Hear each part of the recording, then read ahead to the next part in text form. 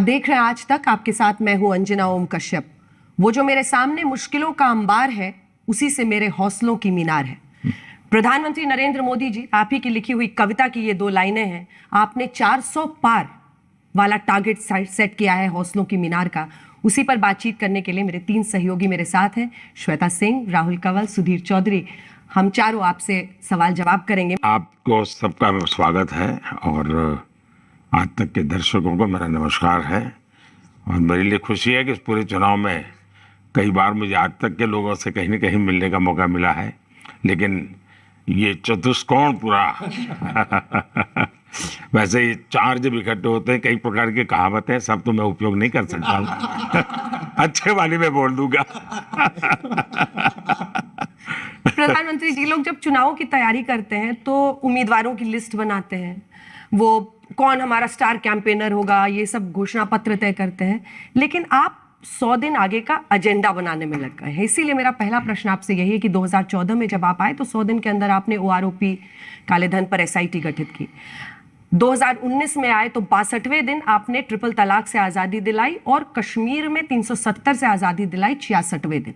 2024 में अगर आप सत्ता में आते हैं तो 100 दिन में क्या करेंगे? कौन से बड़े और सख्त फैसले ले सकते हैं? एक तो शायद मेरी कार्यशैली का ये हिस्सा है कि मैं चीज़ों को बहुत वेल इन एडवांस करता हूँ। जब मैं संगठन का काम करता था तब भी मैं काफ़ी पूर्वानुमान लगाता था कि मुझे इस समय ये करना है, इस समय ये करना है।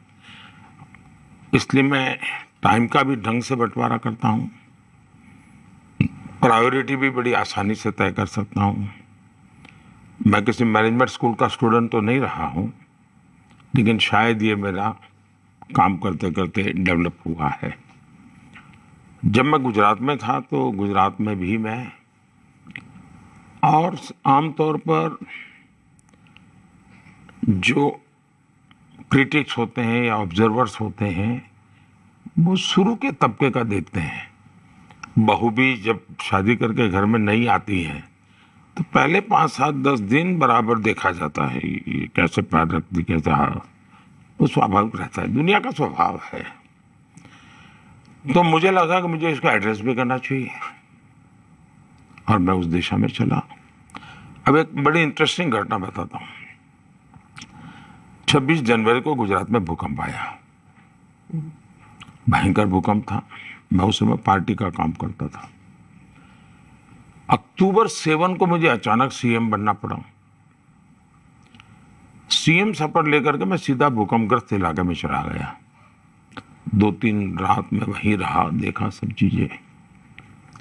पहले वॉलेंटियर के रूप में देखता था, अब मैं एक CM के रूप में देख रहा था। फिर मैंने आकर के मीटिंग ली मेरे अफसरों की, तो सबने बताया साहब मार्च महीने तक ये हो जाएगा। मार्च में मैंने कहा सबसे पहले तुम्हारा ये मार्च वाला बजट कैलेंडर है, उसको कागज को ऐसे बाजू में रख दो भाई। मुझे बताओ 26 जनवरी के पहले क्या करोगे? मैंने कहा दुनिया 26 जनवरी को देखने आएगी कि 1 साल में क्या किया। सारा प्रीपोन करिए, मुझे बताइए। फिर मैंने पूरी मशीनरी को मोबिलाइज किया और मैंने यहाँ शायद 24 जनवरी को दिल्ली में आकर के प्रेस की थी और मैंने देश को रिपोर्ट कार्ड दिया था। और उस समय जैसी मेरा अनुमान था, बहुत बड़ी मात्रा में मीडिया गुजरात पहुंचा हुआ था और वो मीडिया पहुंचा हुआ था जो चाहता ही था कि हमारी चमड़ी उधेड़ दे।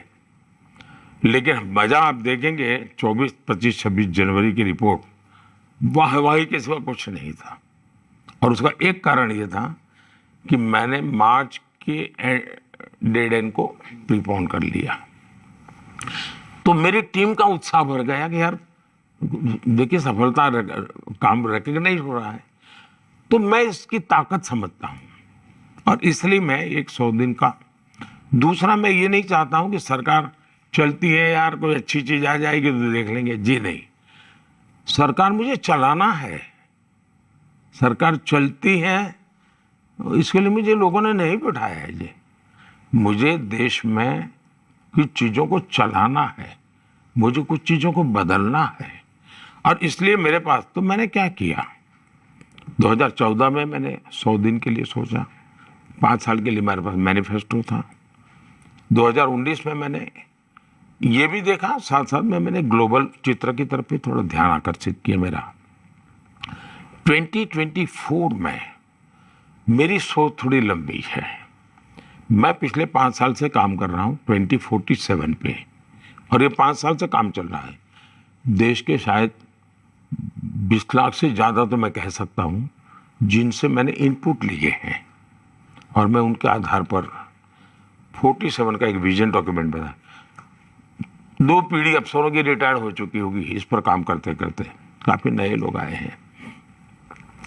अब मैंने कहा, मैंने अभी चुनाव के 1 महीने पहले, घोषित होने के 1 महीने पहले पूरा बड़ी समिट की थी मेरी, सभी काउंसिल की और सभी सचिव की। फिर मैंने कहा भी ये 2047 जो है, अब मुझे उसको 5 साल में बताइए प्रायोरिटी। फिर मैंने 5 साल का बनाया मैप। फिर मैंने उनको कहा कि अब मुझे इसमें से 100 दिन का निकालिए एक्शनेबल पॉइंट। फिर मैं उनको बताता हूँ मेरी प्रायोरिटी 1 ये होगी, प्रायोरिटी 1B ये होगी, प्रायोरिटी 1C ये होगी, प्रायोरिटी 2 ये होगी, प्रायोरिटी 2B ये होगी। उसके आधार पर कुछ कीजिए। तो उन्होंने काम कर रहे हैं, तैयार किया है। मेरा उनके साथ बैठना अभी बाकी है, मैं शायद समय निकाल करके बैठ लूँगा। तो ये तैयार है मेरा। लेकिन अब मेरे मन में काम करते करते एक नया विचार आया है जो मैं पहली बार आपके सामने बता रहा हूँ। मैं जब 100 दिन का सोच रहा था, अभी मैं 125 दिन पर सोचने के लिए मैं मजबूर हो गया हूँ, और मैं उत्साहित भी हो गया हूँ। मैं देखा कि इस पूरे कैंपेन में फर्स्ट टाइम वोटर को हो, युवा पीढ़ी को, यानी मैं उनका पागलपन देख रहा हूँ। मैं उनके एस्पिरेशंस को फील कर रहा हूँ। तो मैं शायद आजकल मैं अनाउंस करने वाला हूँ कि मैं अब 125 दिन पर काम करना चाहता हूँ। 100 दिन का मैंने प्लान कर लिया है। मैं 25 दिन और जोड़ना चाहता हूँ, और उसमें प्योरली मैं यूथ को चाहता हूँ। आप मुझे आइडिया दीजिए, आप मुझे अपनी प्रायोरिटी बताइए। तो मैं 25 दिन टोटली डेडिकेट करना चाहता हूँ मेरे देश के युवाओं को। तो 125 का मैं अब करूँगा काम, 100 से मैं आगे बढ़ रहा हूँ 25 दिन का। तो हो सकता है सर हमारा कार्यक्रम देखने के बाद, ये इंटरव्यू के बाद शायद यूथ अपने आप ही अब आपको मैं पहली आइडिया। बार आपके सामने बोला हूँ, जी, तो हो आप सकता बता है सकते कि हैं यूथ बहुत को। ही लोगों को अच्छा लगेगा। हाँ। जी सर, देखिए ये कितनी बड़ी बात है कि चुनाव समाप्त नहीं हुआ और हम आपके अगले टर्म की बात कर रहे हैं। आप 100 दिन में, 125 दिन में। इससे ऐसा लगता है कि ये चुनाव जो है एक स्टेटस को का चुनाव है, यानी लोगों को ये आश्वस्त है कि आप वापस आने वाले हैं। जब बीजेपी के टिकट दिए जा रहे थे उस समय लोग कहते थे कि टिकट नहीं है, ये निर्वाचन का सर्टिफिकेट है। हर जगह जो बीजेपी का सबसे बड़ा एसेट है वो आपका चेहरा है और आपका काम है। आपको कभी ऐसा लगा कि इस बार तीसरे टर्म के दौरान कैंडिडेट्स ने भी शायद ऐसा सोच लिया कि भाई आपके नाम पे ही जीत के आना है, आपके काम ने आपने इतना अच्छा करके रखा है कि उनको कोई ज़्यादा मेहनत करने की ज़रूरत नहीं है? तो आप उस हिसाब से कुछ आप देख रहे हैं कि कोई लैक ऑफ पार्टिसिपेशन या ज़रूरत से ज़्यादा एक श्योरिटी कैंडिडेट्स में या कार्यकर्ताओं में? एक तो ये जो चुनाव जीतने वाला हूँ, ये हमारी सरकार बनने वाली है, इस अनुमान पर पहुँचने में आप काफ़ी लेट है, बहुत लेट है आप। मुझे राष्ट्रपति पुतिन का फ़ोन आया था सितंबर की मीटिंग के निमंत्रण के लिए। मुझे G7 का फ़ोन आया था कि हमें मीटिंग में चाहिए। तो दुनिया को तो पूरा भरोसा है कि ये सरकार बनने वाली है। आप काफ़ी लेट हैं लेकिन फिर भी देर आए दुरुस्त आए अच्छा ही है। जहाँ तक चुनाव का सवाल है, मैंने 1 साल पहले मेरी पार्टी को कहा था, बड़ी मीटिंग में कहा था कि कैंडिडेट का इंतजार मत करो, आपका कैंडिडेट घोषित हो चुका है और वो है कमल। कमल ही आपका कैंडिडेट है और कोई कैंडिडेट है ही नहीं। तो 1 साल से मैं सिर्फ कमल के लिए ही काम करना तय कर चुका है। मेरी पार्टी को मैंने उस प्रकार से गैल्वेनाइज कर दिया था।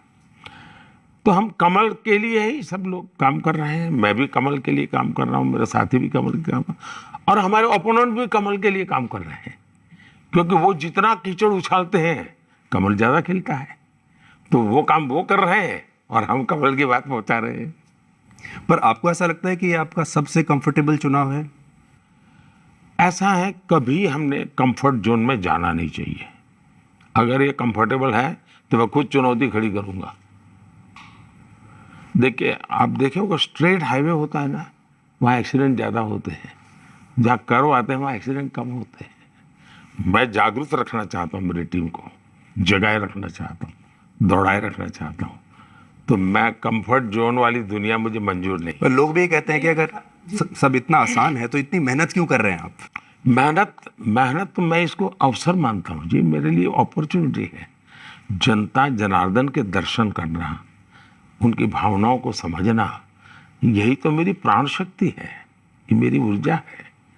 दूसरा, लोकतंत्र में चुनाव को हमने जीत हार के सीमित अर्थ में नहीं लेना चाहिए। एक बहुत बड़ा, एक प्रकार से ओपन यूनिवर्सिटी होती है। आपके पास अवसर होता है अपने विचारों को लोगों तक ले जाने का, और आप जब डायरेक्ट विचार ले जाते हैं तब न डाइल्यूशन आता है न डाइवर्जन आता है, यानी परफेक्टली मैसेजिंग आप कर सकते हैं।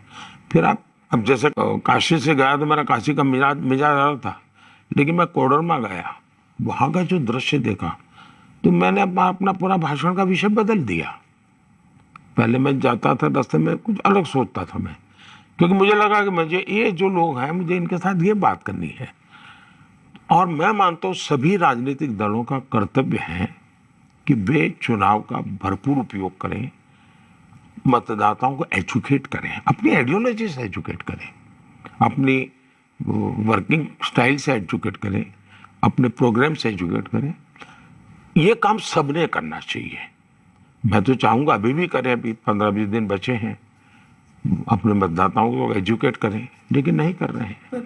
मोदी जी, उसी सवाल से आगे बढ़ते हुए मैं ये आपसे जानना चाहती हूँ कि वो कौन सी बात है कि आप जिम्मेदारी उठा लेते हैं। मुझे गुजरात के 2 विधानसभा चुनाव मैंने कवर किए, ये तीसरा लोकसभा आपका चुनाव है जो मैं कवर कर रही हूँ। मैंने देखा हर जगह आप जिम्मेदारी लेकर खड़े हो जाते हैं कि मोदी के नाम पर वोट देना है, क्योंकि इसमें एक डर फेलियर का भी रहता है जो शायद आप महसूस नहीं करते हैं कभी। पर 400 पार का नारा के साथ आपने शुरू किया, एक बहुत बड़े, मतलब उस समय सब लोग आप पर हावी हो गए थे कि 400 कैसे हो जाएगा, और आज भी वही मुद्दा है, वही चर्चा है। अपना टारगेट रिवाइज आप परिवार वाले लोग हैं, आपके संतान है। अगर आपका बच्चा 90 मार्क लाता है तो आप उसको जरूर कहते होंगे अगली बार 95 लाना है, जरूर कहते होंगे। 99 लाए होंगे, बोले 99 है, 100 लाना तो मुश्किल है, लेकिन फिर भी देखो ना, जरूर कहते होंगे। हमारे पास ऑलरेडी 19 से 24 400 थे एनडीए के रूप में और एनडीए प्लस के रूप में। तो एक मेरा कर्तव्य बनता है अभिभावक के रूप में भी कि भाई 400 पार आगे जाना है। तो ये मेरी जिम्मेवारी बनती है, क्योंकि हम निरंतर आगे बढ़ना चाहिए। मैं ये तो नहीं कह सकता 90 आए यार, तेरे किसी दोस्त को 90 नहीं है, 60 आएंगे तो चल जाएगा, तुम चिंता मत करो, ऐसा नहीं कह सकता मैं।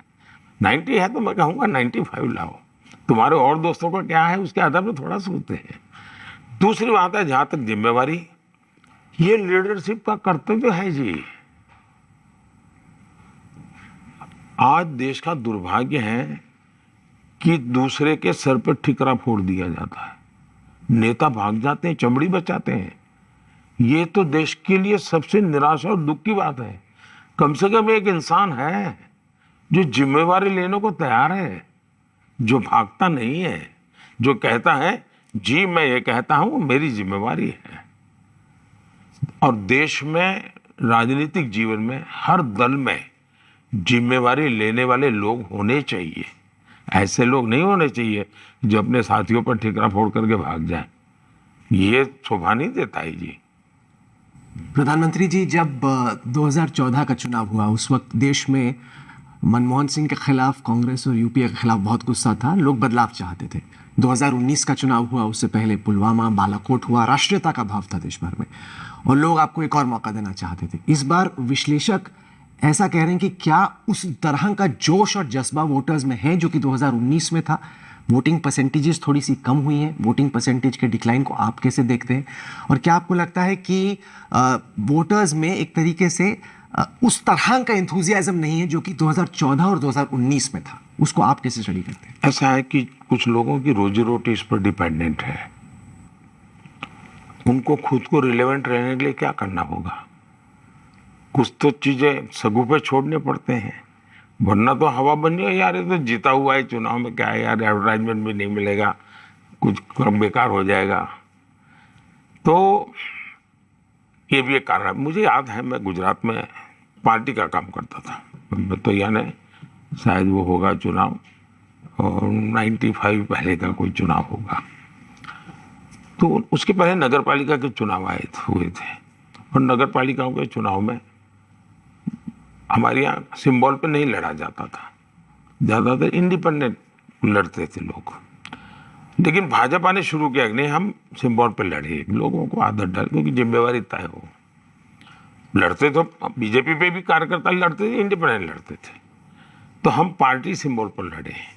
लेकिन स्वाभाविक थे इंडिपेंडेंट ज़्यादा जीते। हमारा पहला दिल्ली से जो पत्रकार आते थे फाइल लेके आते थे, और चुनाव असेंबली का चुनाव था, सवाल यहीं से शुरू करते थे, अब ये भी तो असेंबली में हार गए थे, चुनाव कैसे जीतोगे, अब ये भी तो असेंबली। तो मैंने कहा यार तुम लोगों के पास कोई काम नहीं है क्या? कोई तो होमवर्क तो करो, दोनों ये नगर पालिका का चुनाव कैसे होता है, स्टडी तो करो। वैसा ही है ये मतदान का पॉलिटिकल पार्टी के परफॉर्मेंस वगैरह चीजों से जोड़ करके देखने के बजाय ये देखना चाहिए कि लोकतंत्र में मतदान बड़ा महत्वपूर्ण है। उदासीनता लोकतंत्र के लिए अच्छी नहीं है। हमारा नैरेटिव वो होना चाहिए ताकि देश के लोकतंत्र मजबूत हो, उसके बजाय हम उसमें से रिजल्ट खोजने लगते हैं, और वो भी तथ्य नहीं है, तर्क है सिर्फ।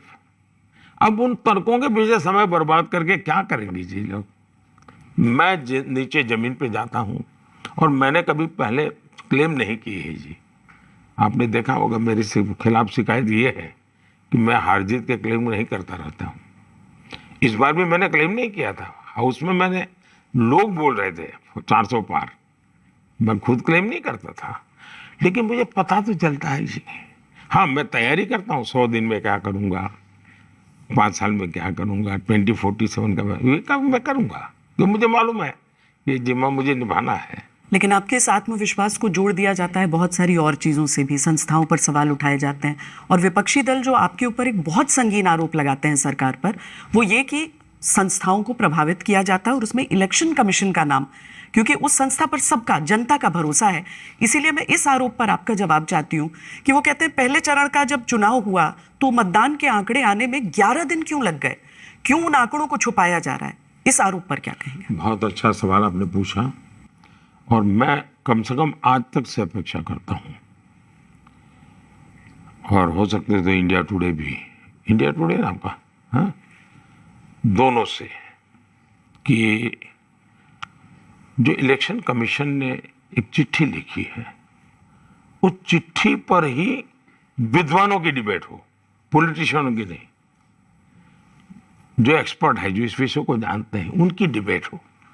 और उन्होंने सही किया, गलत किया, क्योंकि मैं इसी के लिए कोई कमेंट करूं ठीक नहीं है। दूसरा, इलेक्शन कमीशन ये जो इंस्टीट्यूट है, करीब करीब 50-60 साल तक सिंगल मेंबर रही है, और मजा ये है कि इलेक्शन कमीशन से जो लोग निकले वो कभी गवर्नर बने, कभी एमपी बने, कभी पार्लियामेंट का चुनाव लड़ने गए अडवाणी जी के सामने। मतलब उन्होंने कैसे लोगों को बिठाया था, इसका उदाहरण है।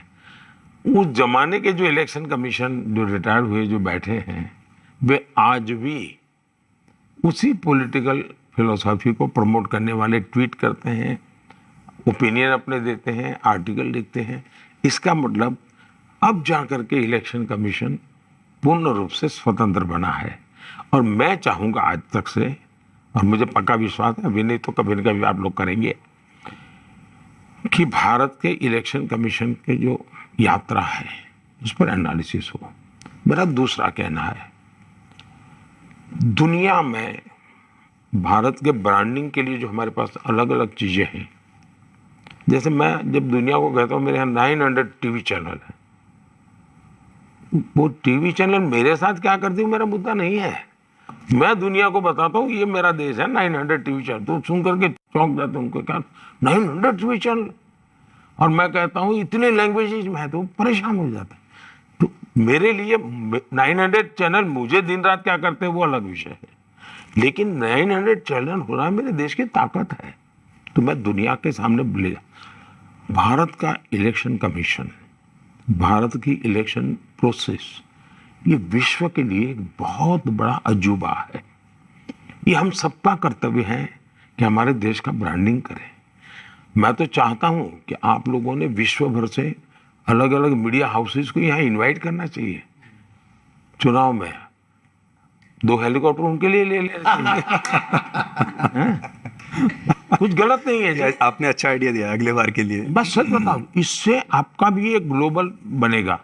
जैसे इस बार हमारे यहाँ कई पॉलिटिकल पार्टी के लोग आए दुनिया भर से आए, कुछ ऑब्जर्वर के रूप में लोग आते हैं, देखने के लिए आते हैं। सचमुच में भारत का लोकतंत्र का उत्सव और भारत के सामान्य मानवी के लोकतंत्र की समझ, और कितना बड़ा मैनेजमेंट है जी, लाखों लोग लगते हैं जी, और समय सीमा, ये अद्भुत काम है जी। ये बहुत बड़ा, मैं तो मानता हूँ दुनिया की यूनिवर्सिटी केस स्टडी है। और आपके अरुण पुरी जी पढ़ने के लिए गए, उनको कहिए कि भारत के इलेक्शन प्रोसेस पर वहाँ की यूनिवर्सिटी केस स्टडी करे। ये एक बहुत बड़ा अचीवमेंट है हिंदुस्तान का जी, हमने गर्व करना चाहिए। तो आपने आज तक हेलीकॉप्टर शॉट देखा कि नहीं देखा? मैं समय नहीं मिला, मुझे देखा नहीं, लेकिन मुझे चिंता जरूर रहती थी कि क्योंकि इतनी आपाधापी में अच्छे हेलीकॉप्टर मिलेंगे नहीं मिलेंगे, आपको लैंडिंग करने के लिए मिलेगा नहीं मिलेगा, और कोई वीआईपी मूवमेंट होगी तो आपको उड़ने की रुकावट हो जाएगी, वेदर प्रॉब्लम होंगे। यानी ये सरल नहीं है जी, बड़ा कठिन है जी, बड़ा कठिन है। हम नैरेटिव की बात कर रहे थे सर। जैसे जब भी आप चुनाव लड़ते हैं, चाहे गुजरात में या यहाँ, हर बार लोग यही कहते हैं अब आप हार रहे हैं, फिर आप जीत कर आते हैं, ज़्यादा सीट जीत कर आते हैं। जब से आपने यूनिफॉर्म सिविल कोड के बारे में लोगों को बताया और ये वादा किया, अब उस पर भी एक दूसरा नैरेटिव है।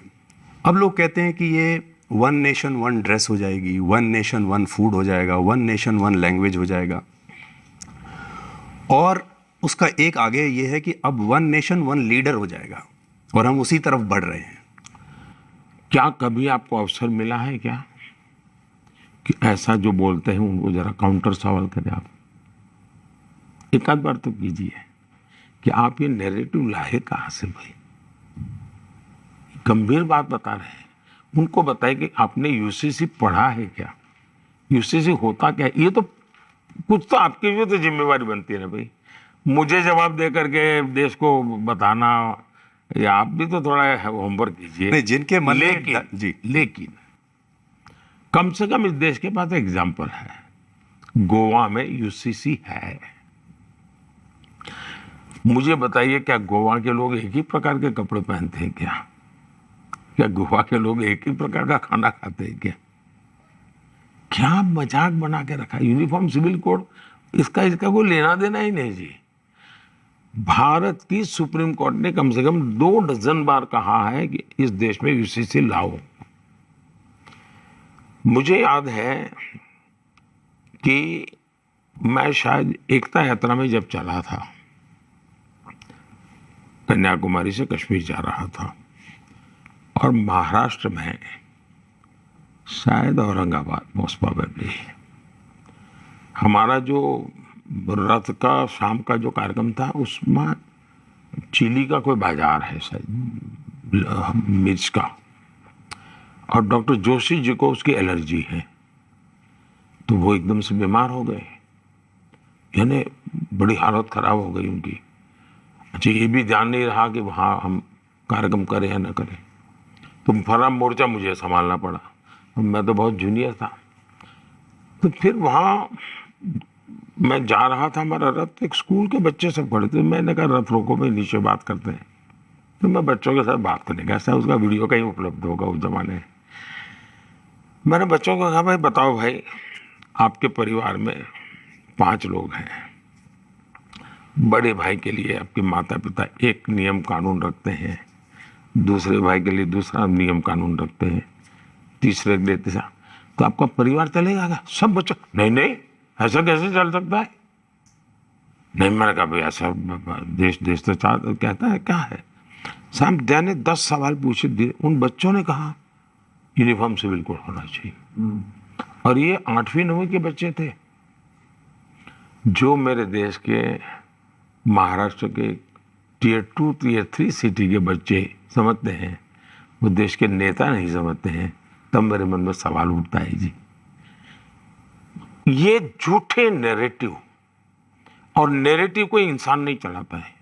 माफ करना, इस देश के मीडिया हाउस का गैर जिम्मेवार व्यवहार है जो ऐसे गलत नैरेटिव को बल देता है। एक आदमी की क्या ताकत है जी? बोलता रहेगा, कौन कौन पूछेगा जी? ये देश के लिए, ये किसी पॉलिटिकल पार्टी का विषय नहीं है जी। देश के संविधान में लिखा हुआ है जी कि भारत को उस दिशा में जाना चाहिए। क्या उस समय के हमारे लोगों को यह था कि सबको गुलाब लगाना पड़ेगा? इसलिए उसी से आने वाला था, संविधान सभा में ये आया था। नैरेटिव में अब देखिए, जैसे ये एक नया चल पड़ा कि संविधान बदलने वाले हैं, और ये अचानक से उन्होंने कहा और वो पिक कर गया। पिक कर गया था तो मैं नहीं मानता हूं, लेकिन इस देश में ऐसा भी झूठ चल सकता है, सिर पैर नहीं है कुछ नहीं जी। यानी संविधान, सवाल ये पूछना चाहिए, चर्चा, इस देश में सबसे पहले संविधान के साथ खिलवाड़ किसने किया? पंडित नेहरू ने किया। पहला संविधान में उन्होंने जो अमेंडमेंट लाए वो फ्रीडम ऑफ स्पीच को रिस्ट्रिक्ट करने वाला लाए, यानी वो लोकतंत्र के भी खिलाफ था, संविधान के भी खिलाफ था। दूसरा, उनकी बेटी लाई, प्रधानमंत्री थी वो। बेटी ने क्या किया? कोर्ट ने जजमेंट दिया कि भाई आप पार्लियामेंट में हम नहीं रह सकते, तो कोर्ट के जजमेंट को उलट कर दिया। देश में आंदोलन चला तो उन्होंने इमरजेंसी लगा करके सारे सब अखबारों को बंद कर दिया। इमरजेंसी का एक फायदा हुआ, अरुण पुरी को इंडिया टुडे का जन्म हुआ। जो भी फायदा हुआ वो तो उनके रोजी रोटी का सवाल है। उसी समय इंडिया टुडे जन्म हुआ। उसके बाद उनके बेटे आए, साहबानों का जजमेंट आया, उन्होंने सुप्रीम कोर्ट के जजमेंट को उलट दिया, वे संविधान को बदला उन्होंने। फिर उन्होंने एक कानून लाए, जो कानून था मीडिया पर रिस्ट्रिक्शन का। देश भर में विपक्ष थोड़ा मजबूत हुआ था, मीडिया भी वाइब्रेंट होने लगा था। सब टूट पड़े कि हम फिर से इमरजेंसी नहीं आने देंगे। डर करके मारे उनको, फिर वो विड्रॉ करना पड़ा। फिर उनके साथ बेटे आए तो रिमोट कंट्रोल से सरकार चल रही थी। रिमोट कंट्रोल सरकार गई, प्रधानमंत्री भी थे पद पर। संविधान की कोख से सरकार बनी थी। सरकार मुझे पसंद है नहीं पसंद नहीं चलता है, वो भारत के लोकतंत्र के द्वारा संविधान की कोख से पैदा हुई सरकार थी। संविधान की कोख से कैबिनेट बनी थी। उस कैबिनेट ने एक निर्णय किया और एक शाहजादा प्रेस कॉन्फ्रेंस बुला करके कैबिनेट के निर्णय की धज्जियां उड़ा देता है। इतना ही नहीं, कैबिनेट फिर अपने मुद्दे को रिवर्स कर देती है। इसका मतलब यह हुआ कि एक ही परिवार के 4 लोगों ने अलग अलग समय पर संविधान की धज्जियां उड़ा दी हैं। उन लोगों को संविधान के लिए इस प्रकार की गंदी हरकतें करने का जमाना चला गया। और इसलिए मैं आज डंके की चोट पर लोगों को कहता हूं कि मोदी जिंदा है तब तक जो संविधान सभा की मूल भावना है कि धर्म के आधार पर आरक्षण नहीं होगा, मैं इसके लिए लड़ाई लड़ूंगा, मेरी जान खपा दूंगा मैं इसके लिए। धर्म के आधार पर आरक्षण, धर्म के आधार पर आपने देश को बांट दिया एक बार। अभी धर्म के आधार पर आप ये करोगे क्या? सिर्फ अपना पद बना रहे, चेयर मिलती रहे इसलिए ये खेलते करोगे? देश स्वीकार नहीं करेगा। और मैं देश को एजुकेट करूंगा, उसके लिए मैं अपना जीवन खपाऊंगा।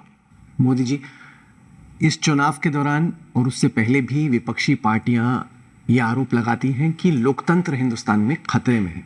वो कहती हैं कि जो डेमोक्रेटिक इंस्टीट्यूशंस हैं वो पहले से कमज़ोर हो गई हैं। यहाँ तक कि आप पर तानाशाही, डिक्टेटर होने का भी आरोप लगता है। इसको आप कैसे देखते हैं कि मतलब ये कहा जाता है कि लोग आपसे बहुत डरते हैं और खौफ में। उन इंस्टीट्यूशंस का नाम बताइए जिसके कारण पता चले। नहीं, जैसे उनको लगता है कि सुप्रीम कोर्ट शायद कमज़ोर हो रहा है, या फिर लेजिस्लेचर में जिस तरह की बहस होनी चाहिए पहले होती भी थी, वो अब फटाफट बिल पास हो जाते हैं, इतनी कमिटीज़ भी नहीं जाते। इस तरह उनको लग रहा है कि डेमोक्रेटिक बैकस्लाइडिंग हो रही है। इसको आप कैसे देखते हैं? बिकॉज पहली बात यह है कि पार्लियामेंट के अंदर डिबेट करने के लिए बार बार हम कह रहे हैं आइए, लेकिन इनको लगता है कि हमारे पास कहने को कुछ है नहीं, कहने वाले भी लोग नहीं हैं। इनके जितने नए एमपी आए हैं ना, वो आके मुझे कहते हैं कि साहब हमारे तो 5 साल बर्बाद हो गए, हम एक शब्द बोल नहीं पाए हाउस में। मैं ऑपोजिशन की बात कर रहा हूँ। मैंने कभी उनके नेताओं को कहा, मैंने कहा आपको करना ऐसा करो, 1 घंटा आपके यंग जो फर्स्ट टाइम एमपी है उनको मौका दो, फिर डिस्टर्ब करो, बाद में करो डिस्टर्ब।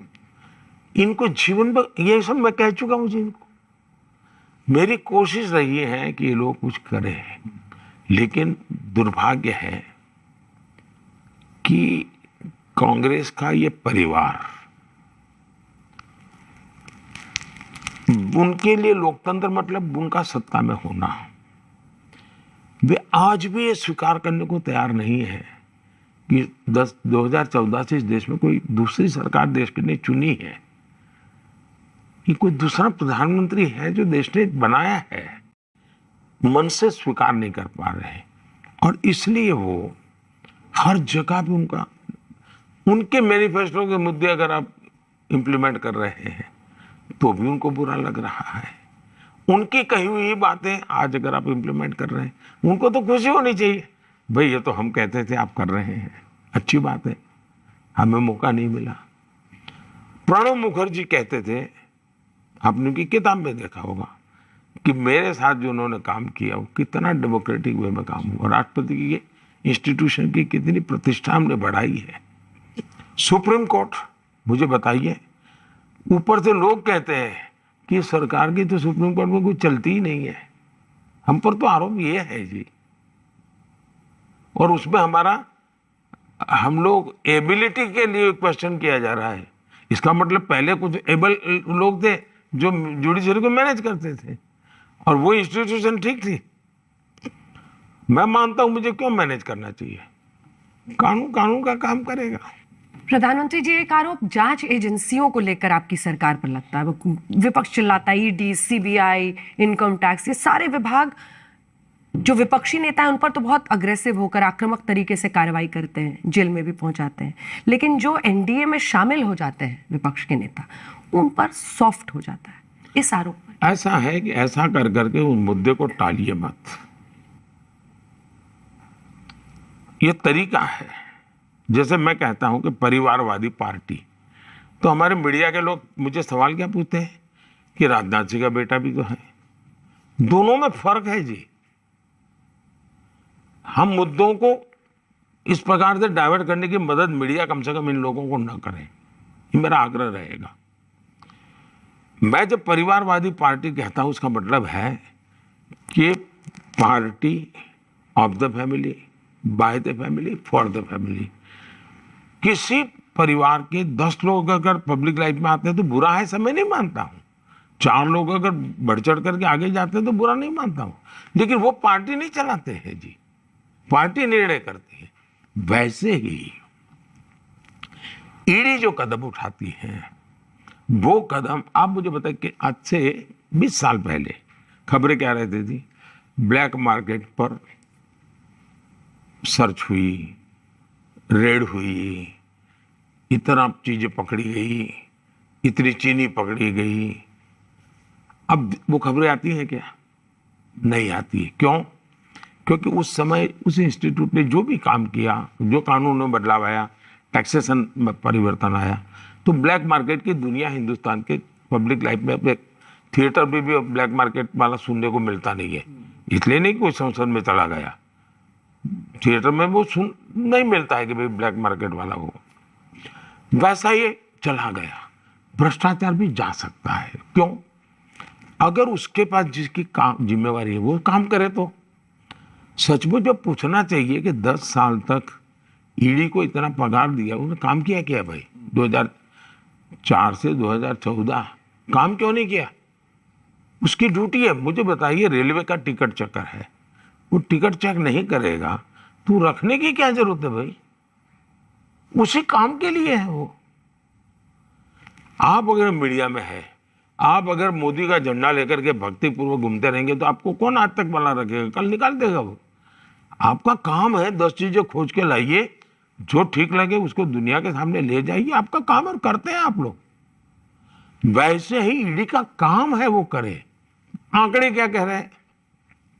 2004 से 14 व्यवस्था तो यही थी, कानून वही था। मैंने कानून नहीं बदला है, मैंने ईडी बनाई नहीं है। उन्होंने बिल्कुल निकम्मापन किया, कोई काम किया नहीं। सिर्फ 34 लाख रुपया, 35 लाख 34 लाख रुपया जब्त किया। 10 साल में हम तो विपक्ष में थे, किसने रोका था भाई? मेरी सरकार ने 2200 करोड़ रुपया पकड़ा है। नोटों के ढेर आपके टीवी वालों ने दिखाए हैं जी। बंगाल झारखंड। उस ईडी को आप कैसे बदनाम कर सकते हो जी? एमपी के घर से मिले हैं पैसे, आप कैसे इनकार कर सकते हो? मुझे बताइए, कहीं ड्रग्स हैं, अगर ड्रग्स की बहुत बड़ी मैं खेप पकड़ लेता हूं तो आप तारीफ करेंगे कि नहीं करेंगे? ईडी अगर पकड़ता है तो उसकी तारीफ भी, उसको गुनहगार, ये क्या तरीका है? क्यों? क्योंकि वो राजनेता के यहाँ से पकड़ा गया। पर आप चाहते हैं कि सब पे बराबरी से हो, कि अगर एनडीए हो, बीजेपी हो, कोई भी इररिस्पेक्टिव ऑफ एनी बैकग्राउंड, यही होना चाहिए। मेरी लड़ाई भ्रष्टाचार के खिलाफ है। देश में से भ्रष्टाचार खत्म होना चाहिए। और ये देश का बहुत विनाश कर रहा है जी, बहुत विनाश कर रहा है जी। मोदी जी, कुछ ऐसी पार्टियां भी आजकल दिखती हैं, जैसे उड़ीसा, आंध्र प्रदेश, हम देखें बहुत शिद्दत से चुनाव लड़ते हैं आप लोग। विधानसभा चुनाव हो, लोकसभा चुनाव हो, बीजेडी, वाईएसआर, कांग्रेस, सब भारतीय जनता पार्टी के खिलाफ लड़ेंगे। लेकिन जब संसद में कोई ऐसा काम होता है जहां पर आप लोगों को जरूरत होती है, कोई ऐसा विधेयक रहता है, आप लोगों के साथ खड़े रहते हैं। ये मित्र और दुश्मन वाला कैसा रिश्ता है? क्या वोटर कंफ्यूज नहीं? मैं हमेशा कहता हूं, चुनाव 3 या 4 महीने के लिए होना चाहिए। 5 साल राजनीति नहीं होनी चाहिए। हमने 4 साढ़े 4 साल मिल बैठ करके जहां भी निकट आते हैं आकर के देश चलाना चाहिए। 6 महीने चुनाव है, लड़ लो, पूरी ताकत से लड़ लो। लेकिन अब आपने देखा होगा, फ्रेंडली मैच होते हैं खेलकूद में, लेकिन जब एक्चुअली मैच होता है तब आमने सामने हार जीत की लड़ाई होती है। अब हम पहले तो टेस्ट मैच होती थी, तो उसके पहले 3 दिन की एक फ्रेंडली मैच का, वो 3 दिन का रहता था ताकि खिलाड़ी को जानते वगैरह। खेल कूद में तब स्पोर्ट्समैन स्पिरिट शब्द पैदा हुआ है जी। राजनीति में भी मेरा मत है 4 साढ़े 4 साल मुद्दों के आधार पर देश हित में हम लोगों ने चलना चाहिए। तो आप थर्ड टर्म में कमिट कर रहे हैं 1 नेशन 1 इलेक्शन सर? ऐसा है कि 1 नेशन 1 इलेक्शन अगर मिलता है तो? मेरा पहले से मेरी पार्टी का मत रहा है, और ये कोई भीम नहीं है जी। आप देखिए क्या हालत है। मैं हैरान हूं, मैं इस समय बोलूं कि ना बोलूं टीवी के सामने, लेकिन मुझे बड़ा दर्द होता है कि जब एक राज्य का चुनाव हो रहा है और देश का प्रधानमंत्री उस राज्य में जाकर के, किसी भी दल का हो, उस मुख्यमंत्री के खिलाफ भाषण कर रहा है, देश कैसे चलेगा जी? अब मेरी मजबूरी है कि मुझे उस राज्य में जाकर के बोलना पड़ रहा है, पॉलिटिकल कंपल्सन है। अच्छा होगा एक साथ चुनाव है तो जो भी बोलना है सब लोग बोल लेंगे, उसमें से भी जो भी अमृत निकलेगा निकल करके आगे बढ़ेंगे। फिर लॉजिस्टिक खर्चा कितना होता है? मैं जब गुजरात में था तो ये इवन मनमोहन सिंह जी के सरकार, उनके समय इलेक्शन कमीशन सबसे ज्यादा अफसर मेरे यहाँ से उठा के ले जाते थे ऑब्जर्वर के रूप में।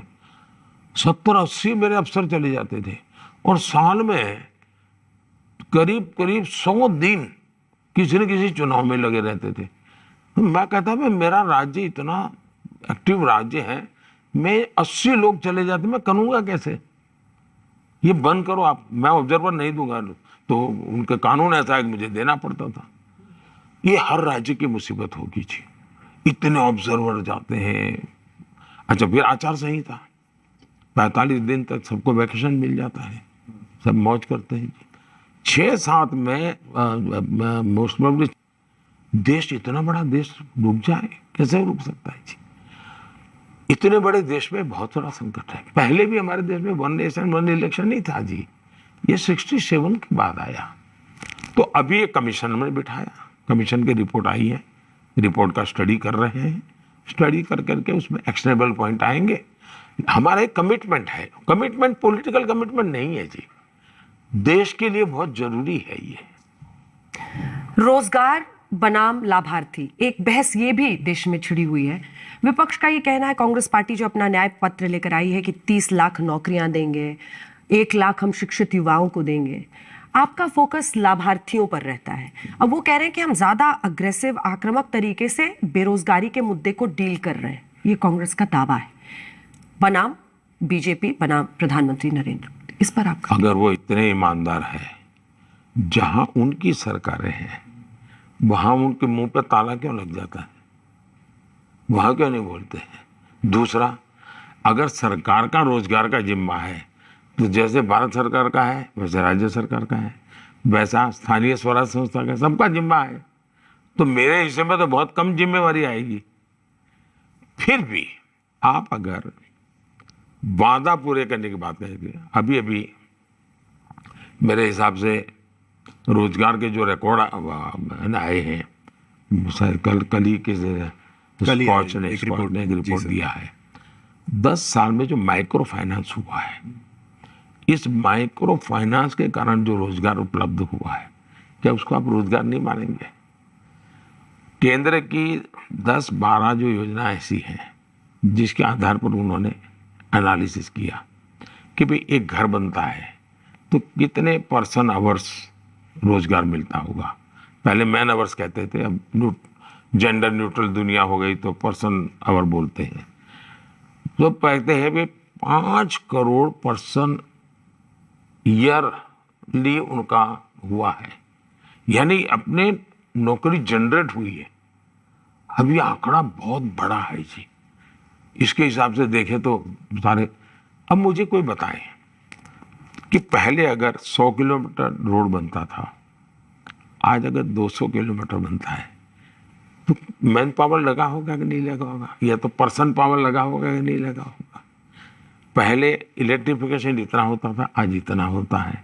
पहले इतने एयरपोर्ट थे, आज इतने एयरपोर्ट बने हैं। 4 करोड़ गरीबों के घर बने हैं, 11 करोड़ टॉयलेट बने हैं। 5G दुनिया में सबसे तेज गति से रोल आउट हुआ। इसके लिए इंफ्रास्ट्रक्चर लगता है, ऐसा नहीं बन जाता कि 5G टावर लगते हैं, उसके लिए छोटी छोटी चीज़ें बनाने वाले लगते हैं। इसका मतलब कि इन सारी चीज़ों को जोड़ेंगे। PLFS का आंकड़ा तो बिल्कुल हकीकतों के आधार पर 6-7 साल में 6 करोड़ नए जॉब ये आपको ऑन रिकॉर्ड मिल रहे हैं। EPFO 10 साल में कवर होने वाले लोगों में 167%, 150, 65 या 70 इतना बढ़ोतरी हुई है। अब इसको मानेंगे कि नहीं मानेंगे जी? यानी इंफ्रास्ट्रक्चर, मुद्रा लोन करीब 43 करोड़ लोन्स अलग अलग, कुछ लोग रिपीट होंगे। उसमें 70% वो हैं जो पहली बार रोजगार कर रहे हैं। अब एक आदमी किसी एक को तो रोजगार देता होगा, कुछ कारोबार चला रहा, एक को तो देता होगा। ये सब ऐसी हवाबाजी थोड़ी होती है जी। पर हमारे देश में तो मुसीबत ये है कि रिक्रूटमेंट की प्रोसेस इतनी कठिन है कि एडवर्टाइजमेंट निकलेगा, डिपार्टमेंट मांगेगा, फाइनेंस, यानी उसकी प्रक्रिया किसी व्यक्ति तक पता चले कि नौकरी आने वाली है, उसके पहले 1 साल लग जाता है। मैंने इसको इतना छोटा कर दिया है। आज 2.5-3 महीने में फाइनल हो जाता है कि भी तुम्हारे नौकरी भर्ती करनी है, 2.5-3 महीने में पूरा करो प्रक्रिया। इतना सारा मैंने रिफॉर्म किया है। लेकिन रोजगार एक ऐसा विषय है कि जिसमें हाथ पैर है ही नहीं, बोले जा सकते हो, कुछ भी बोले जा सकते हो। कुछ लोग होते हैं, अब जैसे आप हैं, आपके पास यहाँ काम है, लेकिन मन में रखा है कि नहीं यार मैं तो चीफ एडिटर होना चाहिए, तो उसके हिसाब से वो बेरोजगार है क्योंकि चीफ एडिटर नहीं है। ये भी एक बहुत बड़ा रहता है। प्रधानमंत्री जी, हाल ही में अंतर्राष्ट्रीय अर्थशास्त्रियों की एक रिपोर्ट आई टॉमस पिकेटी की, जिसमें उन्होंने कहा कि भारत में इनकम इनइक्वालिटी बढ़ रही है, यानी कि जो लोग अमीर हैं वो और अमीर होते जा रहे हैं, जो गरीब हैं वो और गरीब होते जा रहे हैं, कि भारत की इकोनॉमिक ग्रोथ इस वक्त के शेप्ड है, कि ऊपर लोग अमीर हो रहे हैं और नीचे लोग गरीब हो रहे हैं। आप इसको कैसे देखते हैं, जो इनकम इनइक्वालिटी का विषय है? तो क्या सबके सब गरीब होने चाहिए? नहीं, अमीर ज़्यादा होने चाहिए। सबके सब गरीब होने चाहिए। एक तो एक उपाय ये है कि भाई कोई डिफरेंस ही नहीं रहेगा, बिल्कुल सब तो मान है भाई। इस देश में पहले ऐसा था, अब आप कहते हैं नहीं सब अमीर होने चाहिए, तो धीरे धीरे होंगे कि रातों रात एक साथ सब यहाँ है तो सब यहाँ आएंगे, थोड़े यहाँ आएंगे वो नीचे वालों को ऊपर लाएंगे, थोड़े ऊपर आएंगे वो लाएंगे, थोड़े और ऊपर आएंगे उनको लाएंगे। एक प्रोसेस होती है। और इसलिए या तो हम तय करें कि हम सब गरीब रहना चाहते हैं, हमें कोई ज़रूरत नहीं है, अगर हर एक को भाई 10 रुपये मिलेगा, बस 10 रुपये गुजारा करना है तो करो। एक तो ये रास्ता है। दूसरा रास्ता है हम कोशिश करें आगे बढ़ेंगे, आज 10 आगे बढ़ेंगे, कल 100 बढ़ेंगे, फिर परसों 500 बढ़ेंगे। आज हो रहा है। आप पहले स्टार्टअप हमारे देश में कुछ सैकड़ों थे, आज 1.25 लाख स्टार्टअप हैं, तो प्रगति हो रही है। पहले हवाई जहाज में बैठने वालों की संख्या इतनी थी, आज 1000 नए हवाई जहाज का ऑर्डर बुक करना पड़ा है। 1000 नए आज हिंदुस्तान में सरकार के और प्राइवेट गिने तो करीब 600 या 700 हवाई जहाज है, नए 1000 है वो हवाई जहाज। मतलब कि प्रॉस्पेरिटी बढ़ी है। आज मुझे बताइए, बद्रीनाथ केदारनाथ वगैरह यात्राएं जो लोग जा रहे हैं, वो पैसे कहाँ से लाते हैं जी? कोई तो खर्चा, पैसा होगा तब खर्चा करता हूँ। वो संख्या करोड़ों में पहुंच गई है। विदेशों में लोग शादी के लिए विदेशों में जा रहे हैं। अगर 5 ही अमीर लोग होते तो इतनी शादियां विदेशों में कैसे करवाते भारत के लोग? और इसलिए मैंने तो कहा भाई मेड इन इंडिया, क्योंकि प्रॉस्पेरिटी आ रही तो लोगों को लगता है यहाँ जाएंगे। उनको लगता है, उसने चेन्नई देखा नहीं और कहता मुझे सिंगापुर देखना है। तो ये हमें स्थितियों को सही तरीके से देखना चाहिए। आपके डर के मारे बहुत लोग इंडिया में शादी कर रहे हैं। उन्होंने बोला कि मोदी जी को रिपोर्ट चली गई कि शादी विदेश हुई। डर के कारण कर रहे हैं, वो मीडिया का वर्जन स्वाभाविक है। लेकिन रियलिटी ये है कि मुझे कई लोग चिट्ठी लिख के कह रहे हैं, साहब मैंने बुक किया था, मेरा खर्चा हुआ है, लेकिन कभी ये सोचा नहीं था कि इसका ये भी मीनिंग होता है। और बोले मैंने तो तय किया मैं हिंदुस्तान में शादी। ये छोटी छोटी जगह बड़ी अच्छी हैं। आपके आइडिया के बाद सब जा रहे हैं के लिए डेस्टिनेशन वेडिंग कश्मीर में हो रही है। जी, मैं बताता हूँ जी, आज अब मेरे यहाँ बद्रीनाथ केदारनाथ में उनकी बड़ी इनकम हो गई। पहले रिलीजियस टूरिज्म था, इंफ्रास्ट्रक्चर तो था, अब उन्होंने वेडिंग के लिए उसके साथ थोड़ी फैसिलिटी बढ़ाई, तो ऑफ सीजन में उनको वेडिंग का काम मिल जा रहा है जी। राहुल ने सर जो ये अमीरी गरीबी की बात की, कौन राहुल? हमारे वाले राहुल। तो वो आपके वाले नहीं है। आज सर फॉर्म में एकदम। हाँ सर एकदम फॉर्म में। लेकिन मैं दूसरे वाले राहुल की भी बात करता हूँ। अब दूसरे वाले राहुल जो हैं वो सर, आपकी जो छवि है वो है गरीबों के मसीहा की छवि। हमने देखा महिलाएं कैसे रोने लगती हैं जब आप जाते हैं, गरीब महिलाएं कितना एसोसिएट करती हैं। आपकी जो योजनाएं भी हैं वो सब 25 करोड़ लोगों को आपने गरीबी रेखा से बाहर उतारा। लेकिन जो आरोप दूसरे वाले राहुल लगा रहे हैं आपके ऊपर, वो है कि आपकी बड़े बड़े उद्योगपतियों से दोस्ती है। 5 साल से आपकी छवि पर एक स्टिकर चिपकाने की कोशिश की जा रही है, और वो स्टिकर है कि अडानी अंबानी के साथ दोस्ती। इस पर आप कैसे, और ये बिल्कुल ब्लैक और व्हाइट की तरह है कि आप कहाँ काम कहाँ कर रहे हैं। इस परिवार का प्रॉब्लम ये है कि ये बोझ में दबा हुआ परिवार है। नेहरू जी को गालियां पड़ती थी, बिरला टाटा की सरकार, बिरला टाटा की सरकार। आप पार्लियामेंट में देख लेंगे तो टाटा बिरला सरकार, टाटा बिरला सरकार, ये नेहरू जी लगातार सुनते आए थे। अब इस परिवार के प्रॉब्लम ये है कि जो गाली मेरे नाना को पड़ी वो मोदी को पड़नी चाहिए। तो वो सब चीज़, वो राफेल क्यों लाए? मुद्दा राफेल नहीं था, उनको लगता था राफेल करूंगा तो बोफोर्स का पाप धोएगा, तो इसलिए वो लाए। साइकोलॉजिकल प्रॉब्लम है। इस चुनाव में वो इतना जोर, इतनी मेहनत पहले कभी नहीं की, क्यों कर रहे हैं? उनको लगता है अगर मोदी तीसरी बार हो गया तो मेरे पिताजी की कोई इज्जत नहीं रहेगी, मेरी नानी की इज्जत, दादी की इज्जत नहीं रहेगी, ये तो नेहरू के बराबर हो जाएगा। वो हर चीज़ उसी से कंपैरिजन करते हैं और इसलिए गालियाँ, ये सब उन्होंने कहीं से उधारी ली हुई गालियाँ हैं। जो अब दूसरा बात है, मैं लाल किले पर से बोलता हूँ जी, मैं शर्माता नहीं हूँ।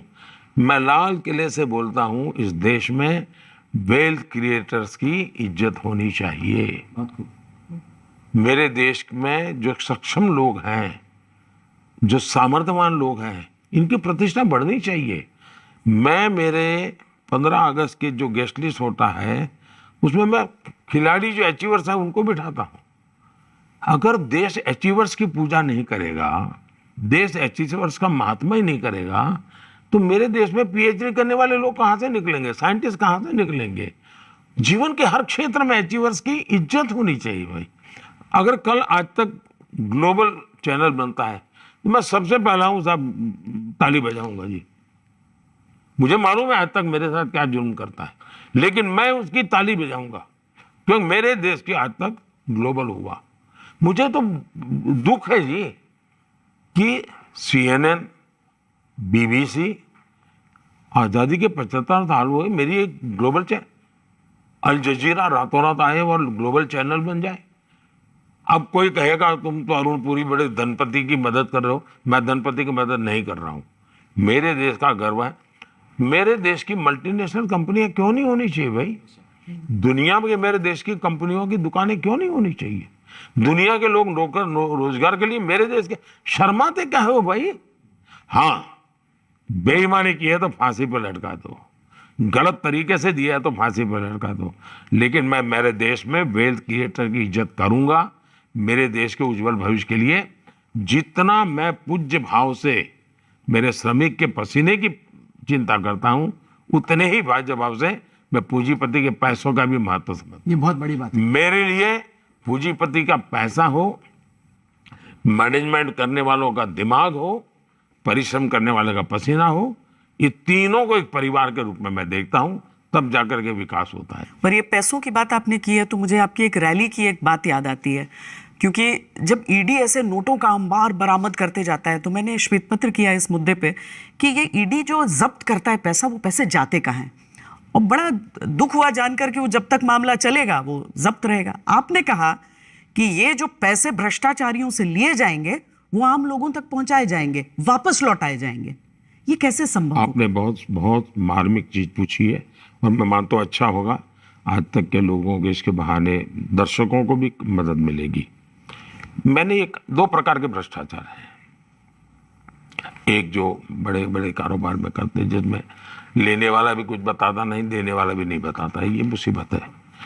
लेकिन ज़्यादातर निर्दोष लोग हैं। जैसे बंगाल में शिक्षकों की भर्ती में पैसे गए तो पता है कि भाई इस आदमी को नौकरी मिली, उसके पास सर्टिफिकेट वगैरह कुछ नहीं है, और उसने बेचारे ने यहाँ से कर्ज लिया या अपनी ज़मीन गिरवी रखी या घर गिरवी रखा और उसमें से इतना पैसा दिया, तो ट्रेल है। तो अभी हमने काफ़ी पैसे जब्त किए हैं। टोटल प्रॉपर्टी को हमने 1.25 लाख करोड़ की जब्त की है जी, बहुत बड़ी अमाउंट, 1.25 लाख करोड़। 1.25 लाख करोड़ रुपया। तो मैं इस पैसों को उनको, अब जैसे केरल में साहब कम्युनिस्ट पार्टी एक ऐसा रैकेट चलाती है जी, ये बड़े ईमानदारी का ठेका लेकर के घूम रहे, कोऑपरेटिव नेटवर्क। कोऑपरेटिव में गरीबों के पैसे, ज़्यादातर नौकरी पेशे वालों के पैसे हैं, और आदमी फिक्स डिपॉजिट में पैसे देता है, रखता है भाई कि बेटी बड़ी होगी तो शादी के लिए काम आएंगे, बेटा बड़ा होगा एक कमरा बड़ा, ऐसे ऐसे लोग होते हैं जी।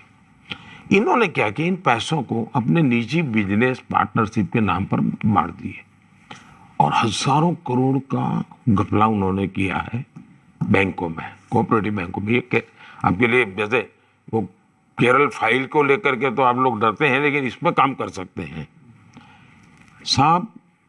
अब उसमें ट्रेल है कि पैसा इसने रखा और इसका डूबा। अब हम प्रॉपर्टी जब्त कर गए हैं। मैं चाहता हूं कि मैं उस प्रॉपर्टी से कैश है कैसे और जो संपत्ति है उसको ऑक्शन करके वो पैसे मैं कैसे लौटाऊं। अब तक मैं 17,000 करोड़ रुपए लौटा चुका हूं। 17,000 करोड़ रुपीस जो जिसका ट्रेल मिला। अब लालू जी ने, रेलवे मिनिस्टर थे साहब, गरीब लोगों को जॉब देने के बदले में जमीन लिखवा ली है, तो ट्रेल मिल रहा है। अब वो बेचारा डर के मारे एफिडेविट देने को तैयार नहीं है, लेकिन ट्रेल मिल रहा है कि ये इसकी जमीन गई, इस तारीख को गई, इस तारीख को नौकरी मिली। अब हमने जब्त किया है, हम उसका ऑक्शन करके उस गरीब को जमीन वापस करने के लिए मैं सोच रहा हूँ। तो मैं दिमाग काफी लगा रहा हूँ इसमें, क्योंकि ये मेरा मुझे मन से फील हो रहा है कि ये गरीबों का पैसा है, ये लोगों ने अपनी पद का दुरुपयोग करके लूटा है जी, इनको मिलना चाहिए वापस। कानूनी बदलाव करने पड़ेंगे। कानूनी बदलाव करना पड़ेगा तो वो करूंगा मैं। अभी सब मैंने लीगल टीम की मदद ले रहा हूं मैं, क्योंकि जुडिशरी के लोगों से मैंने कहा भाई कुछ रास्ता बताओ, मुझे इन रुपये पड़े रखने से क्या मतलब है मेरा।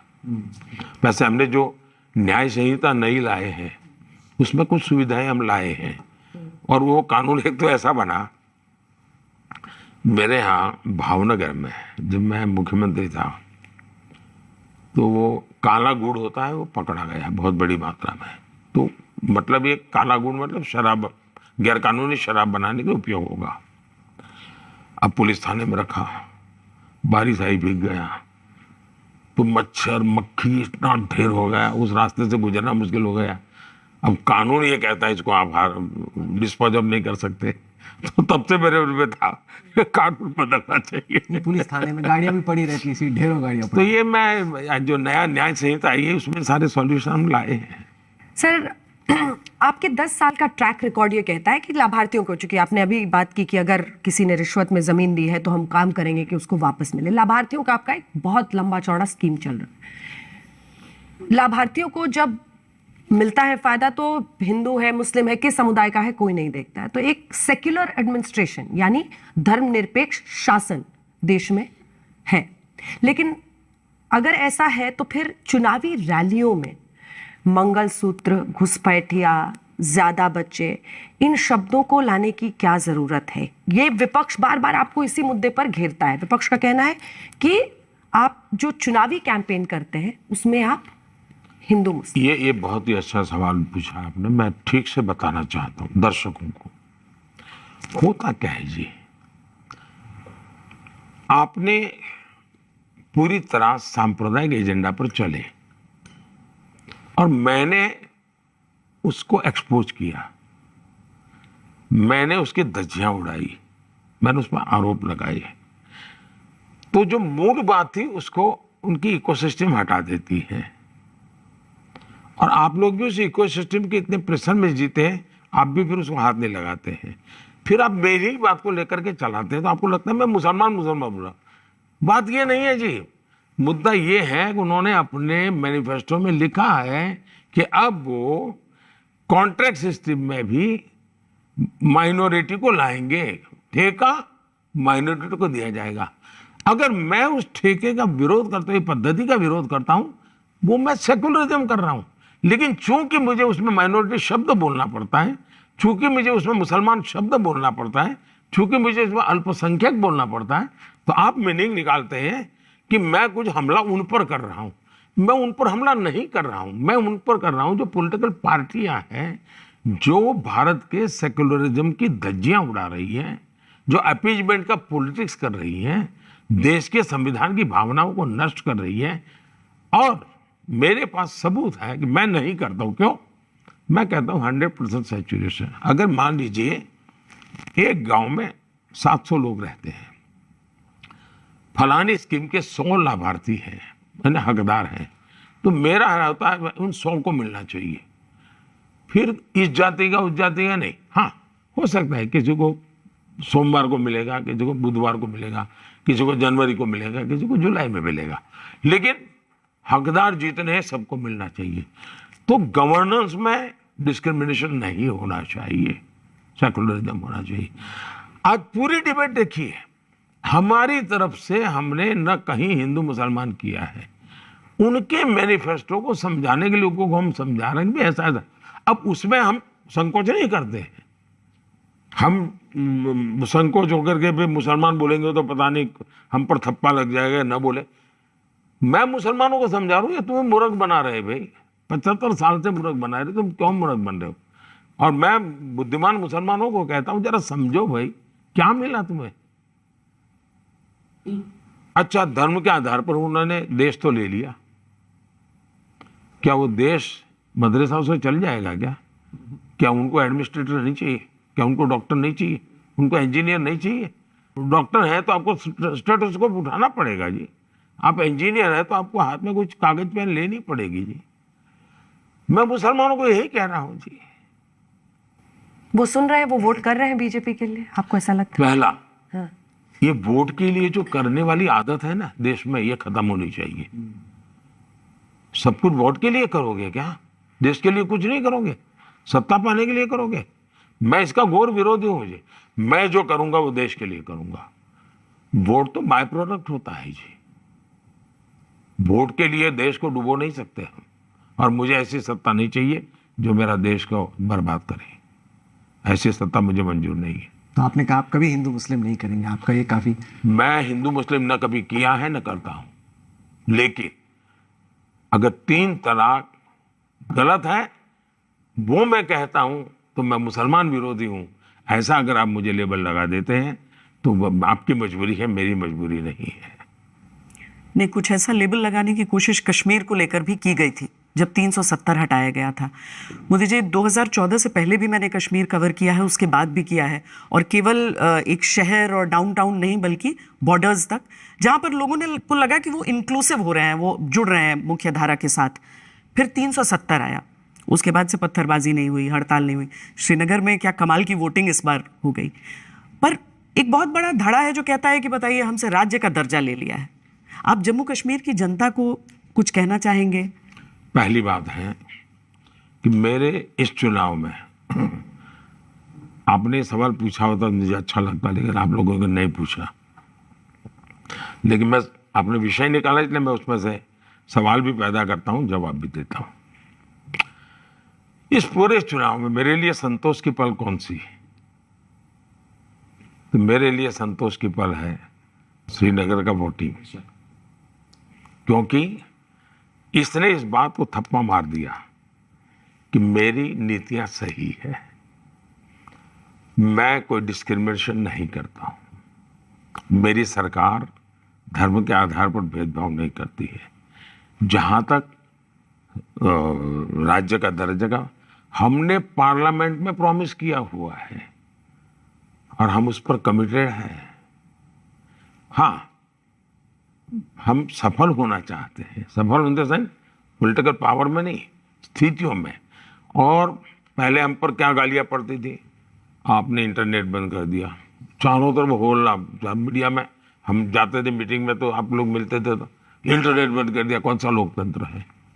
गालियां खाई, लेकिन मेरे कश्मीर का भला मैंने किया है। मैं दूर का देख सकता था, आप 24 घंटे चैनल के लिए देखते थे, मैं देश के लिए देखता था, और इसलिए मैं इंटरनेट की गालियां खाने के बाद भी, इंटरनेट बंद कर करके भी मैं नौजवानों को गलत रास्ते से बचाने में सफल हुआ। दूसरा मेरा संतोष है, अब 10 साल का समय लगा लीजिए, मानो 2004 से 2014 कितनी माताओं ने अपने बच्चे खोए होंगे, 2014 से 24 कितनी माताओं के लाल बच गए। जीवन में इससे बड़ा संतोष क्या होता है जी? और इसलिए राज्य भी हमारा अपना कमिटमेंट है, प्रक्रिया हम सफलता के लिए जो भी रास्ता होगा वो करेंगे। मैं चाहूँगा कि मैं गेहूं की फसल करूं, लेकिन सही सीजन में करूंगा तो मुझे गेहूं मिलेंगे, सही सीजन में नहीं करूंगा तो मेरा बीज भी बर्बाद हो जाएगा। प्रधानमंत्री जी, मेरे पिता फौज में थे, बचपन से ही हम कश्मीर जाते रहे, हर गर्मी सर्दी की छुट्टी में। इस बार मैं जब चुनाव कवर करने गया तो मैंने देखा बारामूला, अनंतनाग ऐसी जगहों पे प्रचार चल रहा था, लोग जुड़ रहे थे लोकतंत्र के उत्सव में, जहां पर पहले सेना की गाड़ी जब निकलती थी लोग ऊपर देखते थे खिड़की से कहीं गोली ना चले, वहां नेता खुले में प्रचार कर रहे हो और रात को 9-10 बजे तक लाल चौक खुला है, दुकानें खुली हैं, शॉपिंग हो रही। इसके बाद आप कश्मीर में क्या देखते हैं? What's next for Kashmir after, जहां तक हम पहुंचे नेक्स्ट क्या है? पहले मीडिया स्वीकार करे, और मैं जब आपके सामने बैठा हूं तो मैं आपको नहीं कह रहा हूं, मैं पूरे इस आपकी फ्रेटर्निटी को कहना चाहता हूं। मैं अभी कुछ दिन पहले मेरा एक कार्यक्रम था जम्मू कश्मीर में, शायद 40 साल के बाद इतनी बड़ी रैली हुई थी। कमेंट क्या होती थी? सरकारी आदमी ला करके बैठा दिया, सरकारी। आप देश का भला करना चाहते कि नहीं करना चाहते? अब उनके मुंह पर ताले लग जाएंगे जब कल 40% करीब करीब वोटिंग देखेंगे जी। और उन्होंने, साहब मेरी इच्छा है कि चुनाव ये फेस्टिवल होना चाहिए। चुनाव ये जाकर के एक मैंने यार चलो निकल डाल के आए, ऐसा नहीं, ये शुड बी फेस्टिवल। मैं देख रहा था श्रीनगर में फेस्टिवल का मूड था जी, लोग चाय पिला रहे थे, लोग तालियां बजा रहे थे, लोग गाने गा रहे थे, यानी सच में दे वर सेलिब्रेटिंग। मुझे बड़ा, मेरे लिए खुशी का दिन था जी। प्रधानमंत्री जी, आप हमेशा ये कहते हैं कि आप सिख समुदाय के बहुत नज़दीक हैं। यहाँ पे स्वर्ण मंदिर की तस्वीर भी लगी हुई है जहाँ हम बैठे हैं, लेकिन ये भी हकीकत है कि पंजाब में आपकी लोकप्रियता बाकी देश में जितनी है उससे थोड़ी कम है, और सिख समुदाय में कई लोग आपको थोड़ी शक की निगाह से देखते हैं। आप हाल में कानपुर गए, आप पटना गए, वहाँ पे आपने गुरुद्वारे में माथा टेका। क्या आपको लगता है ये जो दूरी है या परसीव्ड गैप है, आपकी कोशिश, आपकी सोच, आपकी नियत और वो समुदाय आपको जिस तरीके से देखता है उसमें, वो जो गैप है उसको आप कम करने में कामयाब हुए हैं क्या? एग्जैक्टली मैं, आपके पास जानकारी क्या है मैं नहीं जानता हूँ। आप चुनाव के हिसाब से देखते हैं तो मेरे पास कोई जवाब, क्योंकि मैं उसे बाहर चला जा चुका हूँ जी। अच्छा होगा कि आपकी कोई पंजाबी चैनल हो या आपके पंजाबी लोग हो तो एनालिसिस करें कि इस देश के सिख समाज के मूलभूत मुद्दे क्या रहे हैं और किस सरकार ने उन मुद्दों को कैसे अटेंड किया है, और फिर एक लिस्ट निकालिए बाहर। तो आप 100 में से 100 मार्क मुझे दे देंगे जी। अब हो सकता है मैं उन तक नहीं पहुंच पाया, वरना मैं तो पंजाब में काम कर चुका हूं जी। मैं सालों तक पंजाब में रहा हूं, और इमरजेंसी में मैं सिख के वेश में रहता था, अंडरग्राउंड था तो मैं सरदार के वेश में रहता था। और मुझे सहज रूप से, मैं यहाँ दिल्ली में रहता था तो भी मैं कभी कभी लंगर खाने जाता था, इसलिए नहीं कि मुफ्त का मिलता है, मेरी एक श्रद्धा थी जी, मेरी श्रद्धा से जाता हूँ। मैं आज भी मानता हूँ जी कि सिख समाज ने बहुत बड़ा योगदान किया है देश के लिए, बहुत बड़ा योगदान किया है। आज भी वो जहाँ भी हैं, ये दुर्भाग्य है कि पंजाब में ड्रग्स बहुत फैल गया है, वरना वे एक प्रकार से डिसिप्लिन लाइफ वाले समाज है। हम गर्व करें ऐसा समाज है जी। मुझे वो स्वीकारते हैं नहीं स्वीकारते हैं वो तो उसके लिए तो मैं क्या कह सकता हूँ जी। मोदी जी, महिलाओं की बात पर मैं आना चाहती हूँ, क्योंकि कई सारी चीज़ें हैं जो की गई। अब 26 जनवरी की परेड में शुरू में ये कहा गया कि सिर्फ संकेतों की बात की जा रही है कि ध्वजारोहण के समय आपके साथ कोई ऑफिसर खड़ी रहेंगी फीमेल, लेकिन धीरे धीरे पूरी की पूरी पलटन हमने देखा मार्च कर रही है, तैनाती एलओसी पे हो चुकी है महिलाओं की। संसद में आपने अपने कैबिनेट में महिलाओं को बहुत अहम पोजीशंस दिए, पर हकीकत यह है कि 33% रिजर्वेशन, जिसका असर अभी कुछ दिन बाद दिखना शुरू होगा। एक पुरुष प्रधान राजनीतिक सिस्टम है, संसद भी है। आप कैसे बदलता हुआ देखते हैं कि महिलाएं इतनी बड़ी संख्या में वहां पर आएंगी? एक तो आपने G20 में मेरा एक काम देखा होगा, इवन पश्चिम के देशों के लोग जो बहुत फॉरवर्ड कंट्री के हैं ना, उनके सामने भी ये बहुत बड़ा तुलनात्मक रूप से सोचने लगे। जब मैं कहता हूँ मेरे यहाँ प्रेग्नेंट वीमेन के लिए 26 हफ्ते की छुट्टी है, तो ऐसे देखते हैं मुझे, आप क्या 26? हाँ मेरे 26। उनके गले नहीं उतर रहा। हमारे यहाँ एक परसेप्शन बना दिया गया है कि भारत में महिलाएं यानी घरेलू है। रियलिटी है नहीं। आप भारत का एग्रीकल्चर सेक्टर देख लीजिए जी। मैं आज भी कहता हूँ एग्रीकल्चर सेक्टर में 60% कॉन्ट्रीब्यूशन विमेन का है। इकोनॉमिकल एक्टिविटी करती है विमेन। लेकिन अब हमारे देश की छवि नहीं बनी, सही बात पहुंची नहीं लोगों में। आज भी दुनिया में जो कॉमर्शियल फ्लाइट पायलट्स हैं 15% पायलट विमेन भारत की हैं आज। अब ये कोई एक रात में तो पायलट नहीं बनी होगी। इसलिए ये कहना कि भारत की महिलाओं के साथ ये हो रहा है, तो ये जिस प्रकार की फेमिनिस्ट एक विचित्र प्रकार की सोच बनी है उसके हम शिकार हो चुके हैं। लेकिन मैं मानता हूं हमने 2 स्टेप आगे जाना चाहिए। कैसे? एक तो हमें साइकोलॉजिकल बैरियर तोड़ने की जरूरत है। मेरे साथ इजिप्ट के राष्ट्रपति बैठे थे 26 जनवरी को इजिप्ट के राष्ट्रपति बैठे थे। बोले पश्चिम वाले विमेन एम्पावरमेंट, बोले मैं तो यहाँ विमेन एम्पावरमेंट ही देख रहा हूँ। वो परेड चल रही थी। ये इजिप्ट के राष्ट्रपति ने मेरे से कहा, बोले ये विमेन एम्पावरमेंट होता है? वो तो मुस्लिम देश के हैं। विमेन एम्पावरमेंट मुझे दिखा रहे थे। दूसरी बात है कि भाई G20 में मैं विषय लाया विमेन लेड डेवलपमेंट। एक बहुत बड़ा साइकोलॉजिकल परिवर्तन है ये। हमारे यहाँ महिलाएं काम करें तो वो क्या करते हैं, आपने देखा हो इस बार मार्क किया कि नहीं मालूम नहीं मुझे, मेरी पार्टी की सभी पब्लिक रैली उसको स्टेज पर कंडक्ट महिलाएं कर रही है। आप लोगों ने मार्क नहीं किया होगा। बेशक सब जगह देखा हमने। यानी ये योजना का हिस्सा है जी, अचानक नहीं है। वरना उनका क्या काम कह रहता था, एक डिश लेकर के आना, उसमें गुलदस्ता है, फिर कोई पुरुष आएगा गुलदस्ता उठाएगा और देगा। ये बड़ा बदलाव है। ये मुझे पसंद नहीं है जी, मुझे पसंद नहीं है। आज मेरे सभाओं को कंडक्ट करती महिला कार्यकर्ता है। ये मेरा निर्णय है, मेरी पार्टी का निर्णय है। विमेन लेड डेवलपमेंट की दिशा में जाता हूं। दूसरा, मैंने गांव की महिलाओं को पहले क्या, सेल्फ हेल्प ग्रुप मतलब क्या, पापड़ बना दो, बड़ी बना दो, बेच दो, थोड़ा सा साबुन बना दो या अगरबत्ती बना दो। I want to break through. मैंने उनको ड्रोन पायलट बनाया। मेरी उन महिलाओं से बातें हुई, बोले साहब मैंने तो कभी साइकिल भी नहीं चलाई थी, लेकिन आज पूरा गांव मुझे ड्रोन पायलट के रूप में जानता है। Drone pilot.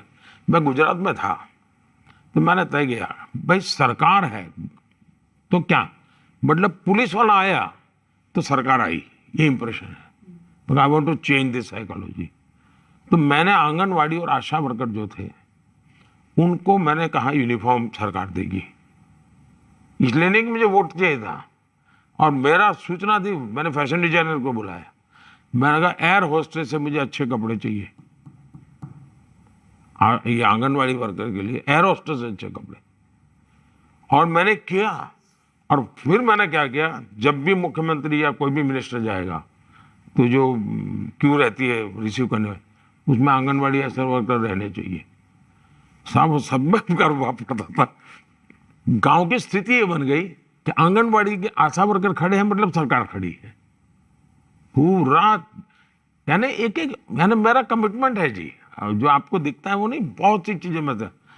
आप मेरे यहाँ डेयरी का काम देख लीजिए जी। मैंने डेयरी में तय किया, मैं गुजरात में था, कि मिल्क का जो पैसा है मर्द पुरुष को नहीं जाएगा, विमेन का अकाउंट खुलेगा, उसके अकाउंट में सीधा जाएगा। और डेली 2-2 हजार करोड़ रुपए डिलीवरी होता है, डेली 2-2 हजार करोड़ रुपया, और महिलाओं के खाते में जाता है पैसा। अभी काशी में मैंने एक डेयरी शुरू की।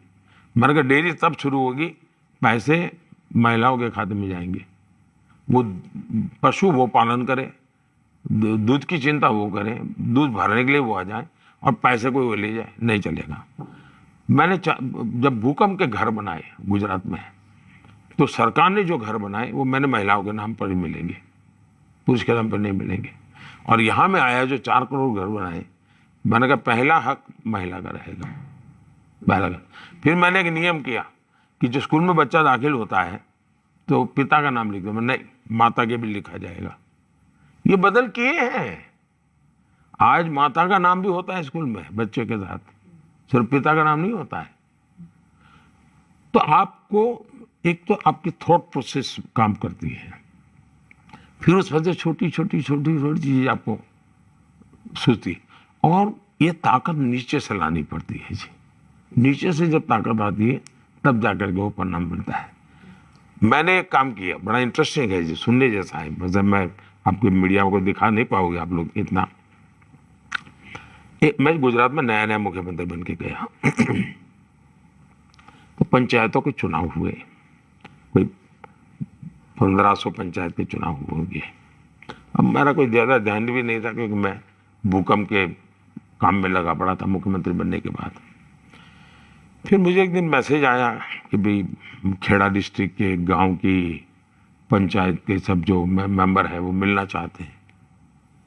तो मैंने कहा भाई पंचायत मंत्री से मिलवा दीजिए, उनका कोई काम होगा तो। नहीं, बोले सभी मेंबर महिलाएं हैं। सभी मेंबर महिला बोला? नहीं, बोले गांव ने तय किया कि इस बार प्रधान महिला है तो मेंबर भी महिला बनाएंगे। तो बोले कोई पुरुष मेंबर है ही नहीं, तो वो महिलाएं मिलना चाहती है। तो मेरा थोड़ा इंटरेस्ट हो गया, मैंने कहा बुलाओ भाई। डाकोर के पास कोई गांव है छोटा सा, तो आए। वो कोई 11 मेंबर का वो होगा, 11 बहनें आई, और जो प्रधान बनी थी वो शायद 8वीं कक्षा तक पढ़ी थी, बाकी एक भी पढ़ी लिखी नहीं थी। तो मैंने से पूछा उनको क्या काम था। नहीं, बोले हम सब महिलाएं चुनकर आई तो आपको नमस्ते करना था, और कोई काम नहीं था। अच्छा, मैंने कहा 5 साल मिले हैं आपको, क्या करोगे, आपके मन में क्या इच्छा है? तो प्रधान ने जो मुझे कहा ना, कोई दुनिया का कोई इकोनॉमिस्ट नहीं बता सकता है जी। उस प्रधान ने मुझे कहा साहब हमारा गांव छोटा है, लेकिन मेरी इच्छा है कि 5 साल में मेरे गांव में एक भी गरीब न रहे। साहब एक प्रधान, उसको इकोनॉमी की समझ थी ये। बोले मेरे गांव में कोई गरीब न, बस ऐसा कुछ करना है मुझे उसमें से आइडिया आया। तो मैंने फिर चुनाव आया तो मैंने कहा हम समरस गांव करेंगे। वैसे एक फिलोसॉफिकली मैं इससे परिचित था क्योंकि विनोबा भावे, उनके एक साथी थे डॉक्टर द्वारकादास जोशी, वो मेरे गांव के थे, और वो उनकी पत्नी रतन बहन बड़े सेवावती थे और विनोबा जी के साथ जीवन खपाया था। तो मैंने उनका भाषण बचपन में सुना था। मुझे ये याद नहीं है कि मैंने विनोबा जी को सुना था कि द्वारकादास जोशी को सुना था, मुझे उतनी मेमोरी नहीं है। लेकिन बचपन में मैंने सुना, उन्होंने कहा भाई देखिए लोकसभा का चुनाव होता है ना तो बैरजर नहीं होते हैं। बैरजर शब्द ठीक है, बैर हाँ जहर ऐसा नहीं होता। बोले असेंबली का चुनाव होता है तब भी नहीं होता है। लेकिन गांव में जब चुनाव होता है ना तो गांव 2 भाग में बढ़ जाता है। बेटी भी बोले ससुराल से वापस भेज देते हैं क्योंकि उसको वोट नहीं दिया। तो बोले गांव में सहमति का चुनाव होना चाहिए। ये मैंने बचपन में सुना था। तो वो एक बात, और फिर महिला मिली तो दोनों मेरे ब्रेन काम करने लगा। तो मैंने एक स्कीम बनाई, समरस गांव। जो गांव सर्वसहमति से चुनाव करेगा उस गांव को मैं 5 लाख रुपया एक्स्ट्रा दूंगा विकास के लिए, क्योंकि मेरा प्रिंटिंग विंटिंग सब खर्चा खत्म हो जाता था। तो फिर मुझे विचार आया कि जो गांव सबकी सब महिलाएं करेगा उसको मैं 7 लाख दूंगा। फिर मैंने कहा कि जो गांव में सबकी सब महिलाएं होगी तो वहाँ के जो गवर्नमेंट अफसर होंगे वो भी महिलाएं होगी। हो सके तो पुलिस भी मैं वहाँ महिला रखूँगा और मैं इनको पैसे भी दूंगा। और तहसील लेवल तक मैं वहाँ महिलाओं की पूरी ऊपर से नीचे तक 45% विलेजेस सहमति से मेरे में होने लगे। 45% विलेज, और आज भी चल रहे हैं। हम पैसे भी देते हैं। और करीब करीब कई गांव ऐसे हैं कि जब प्रधान जिस गांव में महिला है तो फिर गांव तय करता है सब महिलाएं मेंबर। और मैं बता दूं इतना बढ़िया परफॉर्म करती है वो। यानी छोटी छोटी चीज़ों को करना पड़ता है जी। डेमोस्ट्रेशन मुझे याद है जिस दिन ओबामा आए तो राष्ट्रपति भवन में उनके सम्मान में सब महिलाएं खड़ी थी, जो परेड होती है, तो और उनको लीड करने वाली भी महिला थी। तो वो मैंने कहा सब महिलाएं, यस। मुझे मालूम है मैं अपने देश को कैसे कहाँ क्या प्रस्तुत करना। सर हमारी बेस्ट एंकर यहाँ भी आप देखिए सर, यहाँ भी 50% पुरुष हैं और 50% महिलाएं हैं। नहीं, कहने का तात्पर्य है कि भाई हम पर्सनैलिटी के हिसाब से न देखें। सचमुच में जो मैं विकसित भारत कहता हूँ ना, तो विकसित भारत के दो मूलभूत आधार में देखता हूँ। एक ईस्टर्न इंडिया, जहाँ संपत्ति बहुत है, गरीबी सबसे ज्यादा है। मेरा पूर्वी उत्तर प्रदेश, मेरा बिहार, मेरा झारखंड, बंगाल, उड़ीसा, इकोनॉमिकली अगर मैं इसको ताकत, मैं पश्चिम के बराबर भी लिया हूं ना, पश्चिम मतलब गुजरात, महाराष्ट्र, गोवा, पंजाब, पूरा संपत्ति है, तो मेरी नेचुरल, और दूसरा मेरी महिलाओं की शक्ति, ये दो ऐसे एरिया है जिसमें भरपूर पोटेंशियल मैं देखता हूं। और वो मेरे 2047 का सबसे बड़ी सफलता का मेरा, यानी बिल्कुल मैं कन्विंस हूं जिसमें कि यही मुझे परिणाम देंगे और मुझे परिणाम मिलेगा। इसी से जुड़ा मेरा अगला सवाल भी है सर आपसे, क्योंकि पहले ये माना जाता था कि घर में पुरुष जो कह रहा है वही पूरे फरमान, जो महिलाएं हैं वो भी वही वोट करेंगी, लेकिन अब महिलाएं अपने दिमाग से वोट कर रही हैं। मैं भी हेलीकॉप्टर से 100 सीटों पर गई तो बशीरहाट पहुंची, जहां रेखा पात्रों को आपने टिकट दिया है बीजेपी की तरफ से। बांका, बहराइच, बारामती, गढ़वाल, कहीं जाइए, आपने कई घरों में झगड़ा भी करा दिया है सर, क्योंकि पति कहीं और वोटिंग कर रहे हैं, महिला कहीं और। हमारा जाता महिलाएं साइलेंट वोटर आपकी हैं। लेकिन क्या वाकई इसकी वजह से फ्रीबीज भी बहुत अनाउंस हो रही हैं? तमाम जो राजनीतिक पार्टियां हैं वो अपने अपने तरीके से फ्रीबीज देते हैं कि महिलाओं को हम अपनी तरफ कर लिए तो जीत, और जहां पर उनका वोट जा रहा है उसी की सरकार बन रही है। इसको आप किस तरह से देखते हैं? वैसे इसमें महिला वाला विषय नहीं है, मुद्दा यह है कि पॉलिटिकल पार्टियों ने चुनाव जीतने के लिए खजाने खाली करने चाहिए क्या? सैद्धांतिक मुद्दा ये है, क्या मुझे खजाना लूटाने का अधिकार है क्या? मुझे एम्पावरमेंट के लिए योजनाएं बनाने का हक है, लेकिन चुनाव है इसलिए मैं लूटा दूं, ये तरीका कितना उचित है, ये सोचने का विषय है। और दुनिया में जिन जिन देशों की ये हालत हुई है वो हमारे पास उदाहरण है कि भाई हमने अब देखिए क्या होता है। आप एक शहर में मेट्रो बनाते हैं और उसी शहर में चुनाव जीतने के लिए कहते हैं कि हम महिलाओं को बस में फ्री ले जाएंगे। मतलब आपके मेट्रो के 50% पैसेंजर आपने ले लिए, तो मेट्रो वायबल नहीं होगी। अब भविष्य में मेट्रो बनेगी कि नहीं बनेगी, चिंता ये है। ये समझ कोई इस रूप में कोई चिंता चर्चा नहीं करता है। अब हम पॉलिटिकल तू मैं में चले जाते हैं, मुझे वो नहीं करना है जी। मैं बिल्कुल कॉन्क्रीट बात करता हूँ कि आप बस में, इसके कारण क्या हुआ, एक तो ट्रैफिक को भी प्रॉब्लम किया, एनवायरनमेंट को भी प्रॉब्लम किया, आपने मुफ्त का कर दिया, और इधर मेट्रो आपने खाली कर दी। अब वो मेट्रो कैसे आगे बढ़ेगी, देश कैसे आगे बढ़ेगा? देश की राजनीति से अगर एक मिनट के लिए हम बाहर निकलकर ग्लोबल ऑर्डर की बात करें तो इस वक्त दुनिया की निगाहें भारत और भारत के इस चुनाव पर है। इस वक्त रूस और रशिया की लड़ाई चलती जा रही है, वो ख़त्म होने का नाम नहीं ले रही। इजराइल और हमास की लड़ाई चल रही है, ईरान के साथ तनाव बढ़ रहा है। पिछले 5 साल में भारत की जो कॉम्प्रिहेंसिव नेशनल पावर है काफ़ी बढ़ी है। भारत 11वें नंबर की अर्थव्यवस्था से 5वें नंबर पे आया। अगले 5 साल में ग्लोबल हाई टेबल पर आप भारत का रोल क्या देखते हैं? हम इस हिसाब से चीजों को क्यों देखते हैं? मूलभूत बात क्या है? अब तक हम क्या सोचते थे? हमारा नैरेटिव ये था हम इससे इतने दूर हैं, हम उससे इतने दूर हैं, यानी हम इक्वल डिस्टेंस मेंटेन करते हैं। एक हमारा डिप्लोमेटिक भाषा में चलता था। मैंने कहा नथिंग टू डू, मेरी भाषा है कि हम कितने निकट हैं। तो दुनिया में कंपटीशन शुरू हुई कि भाई हम निकट कैसे जाएं इसके। पहले दूर रहने की कंपटीशन होती थी, बदल गया। तो सब लोग निकट आने की स्पर्धा चल रही है। अब देखिए, कल मेरा ईरान में एक बहुत बड़ा निर्णय हुआ है जी, एग्रीमेंट हुआ है। वो हिंदुस्तान के अखबारों की हेडलाइन न्यूज है, टीवी मीडिया की 24 घंटे की है। और मेरा मिनिस्टर कल चाबहार थे, ईरान में थे। चाबहार पोर्ट का मेरा फाइनल एग्रीमेंट हुआ। ये बहुत बड़ा काम है जी, सेंट्रल एशिया से जुड़ा हुआ मेरा इकोनॉमी का बहुत बड़ा काम हुआ है। लेकिन अब पता नहीं यहाँ अब फर्स्ट हेड टेबल क्या होता है जी सारी लड़ाइयों के बीच में मेरा चाबहार का एग्रीमेंट हो जाता है। तो मेरी पहली वस्तु ये। दूसरा, किसी तीसरे के आधार पर हम अपने निर्णय नहीं करेंगे जी, हम निर्णय हमारे लिए करेंगे। फलाने को बुरा लगेगा तो इससे बात करूंगा तो क्या होगा जी, नहीं, मैं सबसे बात करूंगा।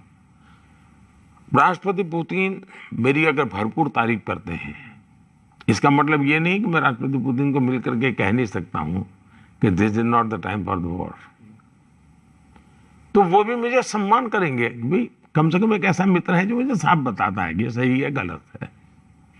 यूक्रेन को भी मुझ पर इतना ही भरोसा है, भारत पर, मुझ पर मोदी एक व्यक्ति नहीं है, भारत पर भरोसा है कि भाई कुछ तो भी ये सही बता। और आज तक हमने सही किया जी। मैंने अभी गाजा में रमजान का महीना मैंने स्पेशल एनवॉय भेजा था। यहाँ तो आप मुझे मुसलमानों के लेकर के घेर लेते हैं, लेकिन मोदी गाजा में रमजान के महीने में अब मैं इसकी पब्लिसिटी नहीं करता हूँ क्योंकि कईयों ने प्रयास किया होगा, परिणाम सही मिला, लेकिन मैंने भी प्रयास किया, देश भारत ने भी किया। तो इवन मेरा आज भी पैलेस्टाइन के साथ उतना ही निकट नाता है जितना मैं इजराइल गया। हमारे यहाँ फैशन क्या थी, इजराइल जाओ, पैलेस्टाइन जाओ, सेकुलरिज्म करके वापस आओ, मगर नथिंग टू डू। मैं इजराइल जाऊंगा, वापस आऊंगा, मुझे ढोंग करने की जरूरत नहीं है। इजराइल गया मैं पैलेस्टाइन जाऊंगा तो स्टैंड अलोन मेरी विजिट होगी। मैं पैलेस्टाइन भी गया, मजा देखिए। जब मैं पैलेस्टाइन गया तो मुझे यहाँ से विषय आ गया, हेलीकॉप्टर ले जाएंगे वहाँ, ये ले जाएंगे। तो जॉर्डन के राष्ट्रपति जी को पता चला कि मैं जॉर्डन से होकर के जाने वाला पैलेस्टाइन। अब वो मोहम्मद साहब के सीधे वारिस है, जॉर्डन के जो प्राइम मिनिस्टर हैं वो उनके सीधे वारिस है, मोहम्मद साहब के, उन्हीं के संतान है। उन्होंने कहा मोदी जी आप ऐसे नहीं जा सकते, आप मेरे गेस्ट हैं, मेरे ही हेलीकॉप्टर में आप जाएंगे, मेरे घर खाना खा के जाएंगे। मैं उनके घर गया, खाना वाना खाया, बैठे हम उनके हेलीकॉप्टर। लेकिन हेलीकॉप्टर जॉर्डन का, डेस्टिनेशन पैलेस्टाइन, और मुझे एस्कॉर्ट कर रहे थे इजराइल के फ्लाइट। देखिए आप अगर दुनिया में, और तीनों की दुनिया अलग, लेकिन मोदी के लिए आसमान में सब साथ।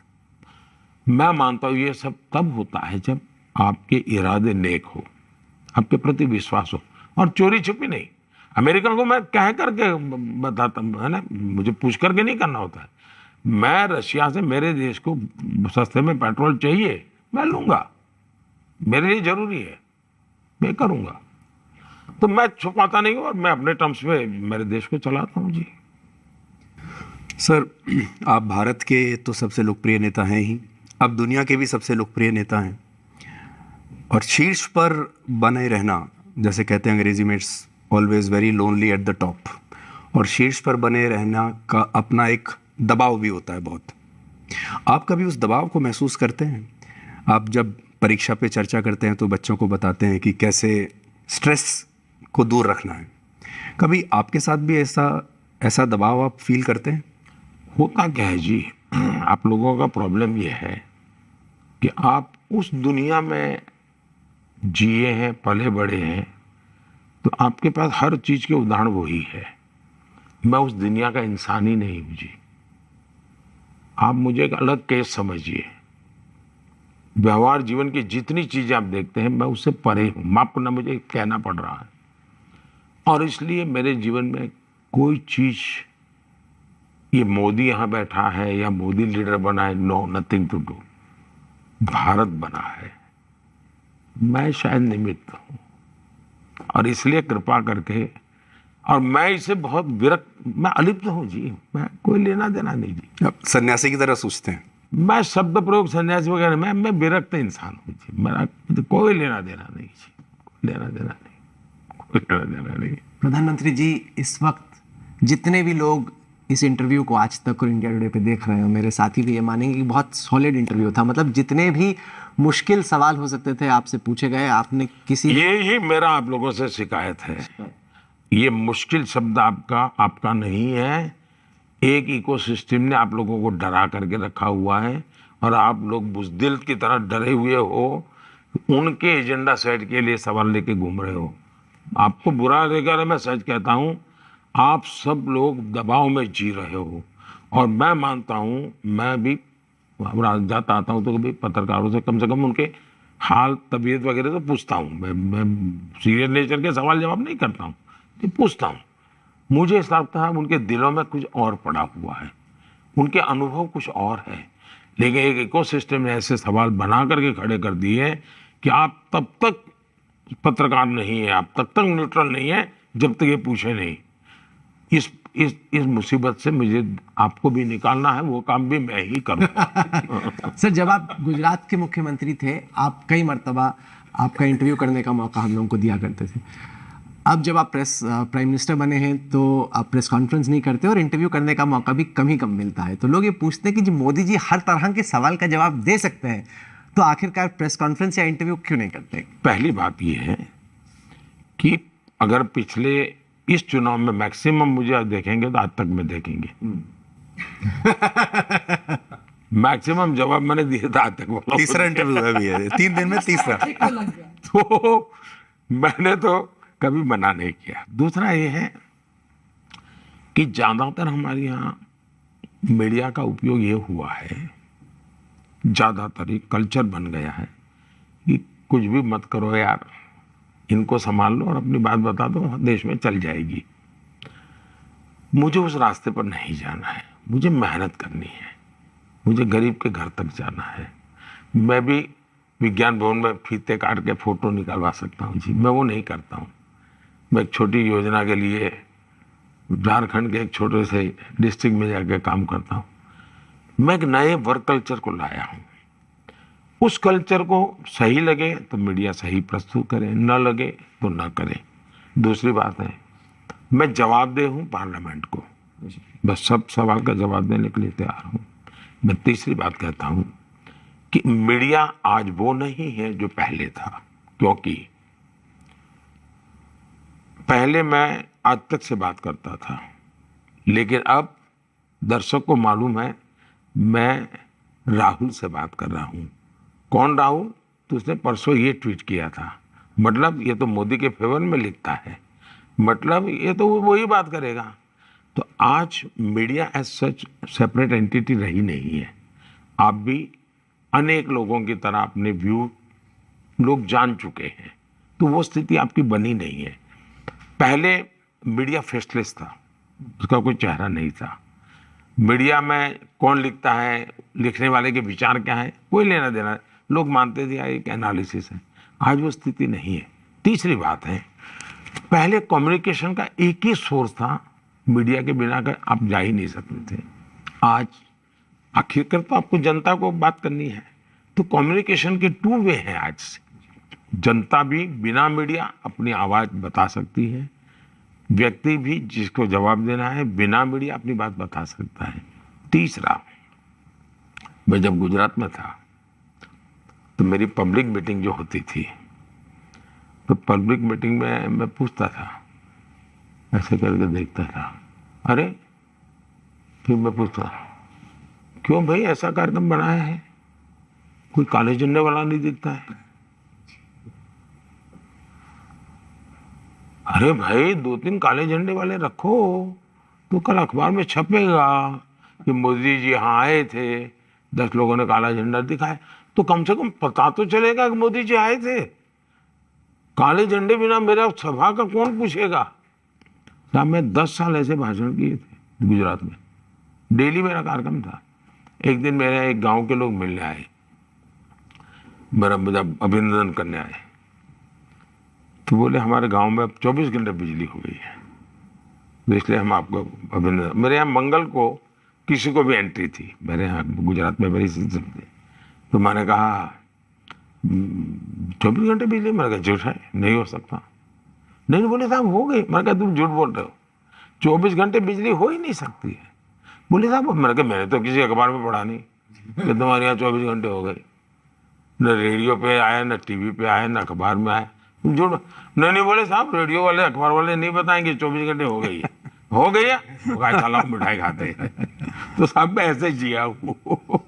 आपके कटाक्ष और आपके वन लाइनर्स याद रहेंगे। प्रधानमंत्री जी, अपनी विरासत आप कैसे पीछे छोड़ना चाहते हैं? देखिए, मुझे एक सवाल पहले भी एक बार किसी ने पूछा था, सर यूके में पूछा था, मैं हैरान हूं जी। जो इंसान देश के लिए जी रहा है वो खुद के लिए क्यों सोचेगा? मैं तो मानता हूं मुझे इतिहास में कोई याद करे, इसके लिए मैं काम करता ही नहीं हूं। कोई याद करे तो मेरे कश्मीर में 40% के करीब 40 साल के बाद मतदान हुआ, उसको याद करो, लोकतंत्र का उत्सव मनाओ। कोई माने G20 में हिंदुस्तान का डंका बज गया, उसको याद करो। कोई याद करे कि आज विश्व के अंदर मेरा भारत तीसरी इकोनॉमी बनने जा रहा है, उसको याद करे। मोदी का क्या लेना, तो मेरे जैसे तो सैकड़ों लोग आएंगे चले जाएंगे। प्रधानमंत्री नरेंद्र मोदी, जिनका ये कहना है कि वो धर्म के आधार पर कोई भेदभाव नहीं करते, लेकिन धर्म के आधार पर आरक्षण भी नहीं होने देंगे, और जब तुष्टीकरण की राजनीति होगी तो कुछ भी बोलने में उन्हें संकोच नहीं होगा विपक्ष के खिलाफ। बहुत बहुत धन्यवाद आपका प्रधानमंत्री नरेंद्र मोदी जी, ये साक्षात्कार हमें देने के लिए, व्यस्तता के बीच में। चलिए, बहुत बहुत धन्यवाद। इसी के साथ इस इंटरव्यू में इतना ही। देश दुनिया की बाकी खबरों के लिए आप देखते रहिए आज तक।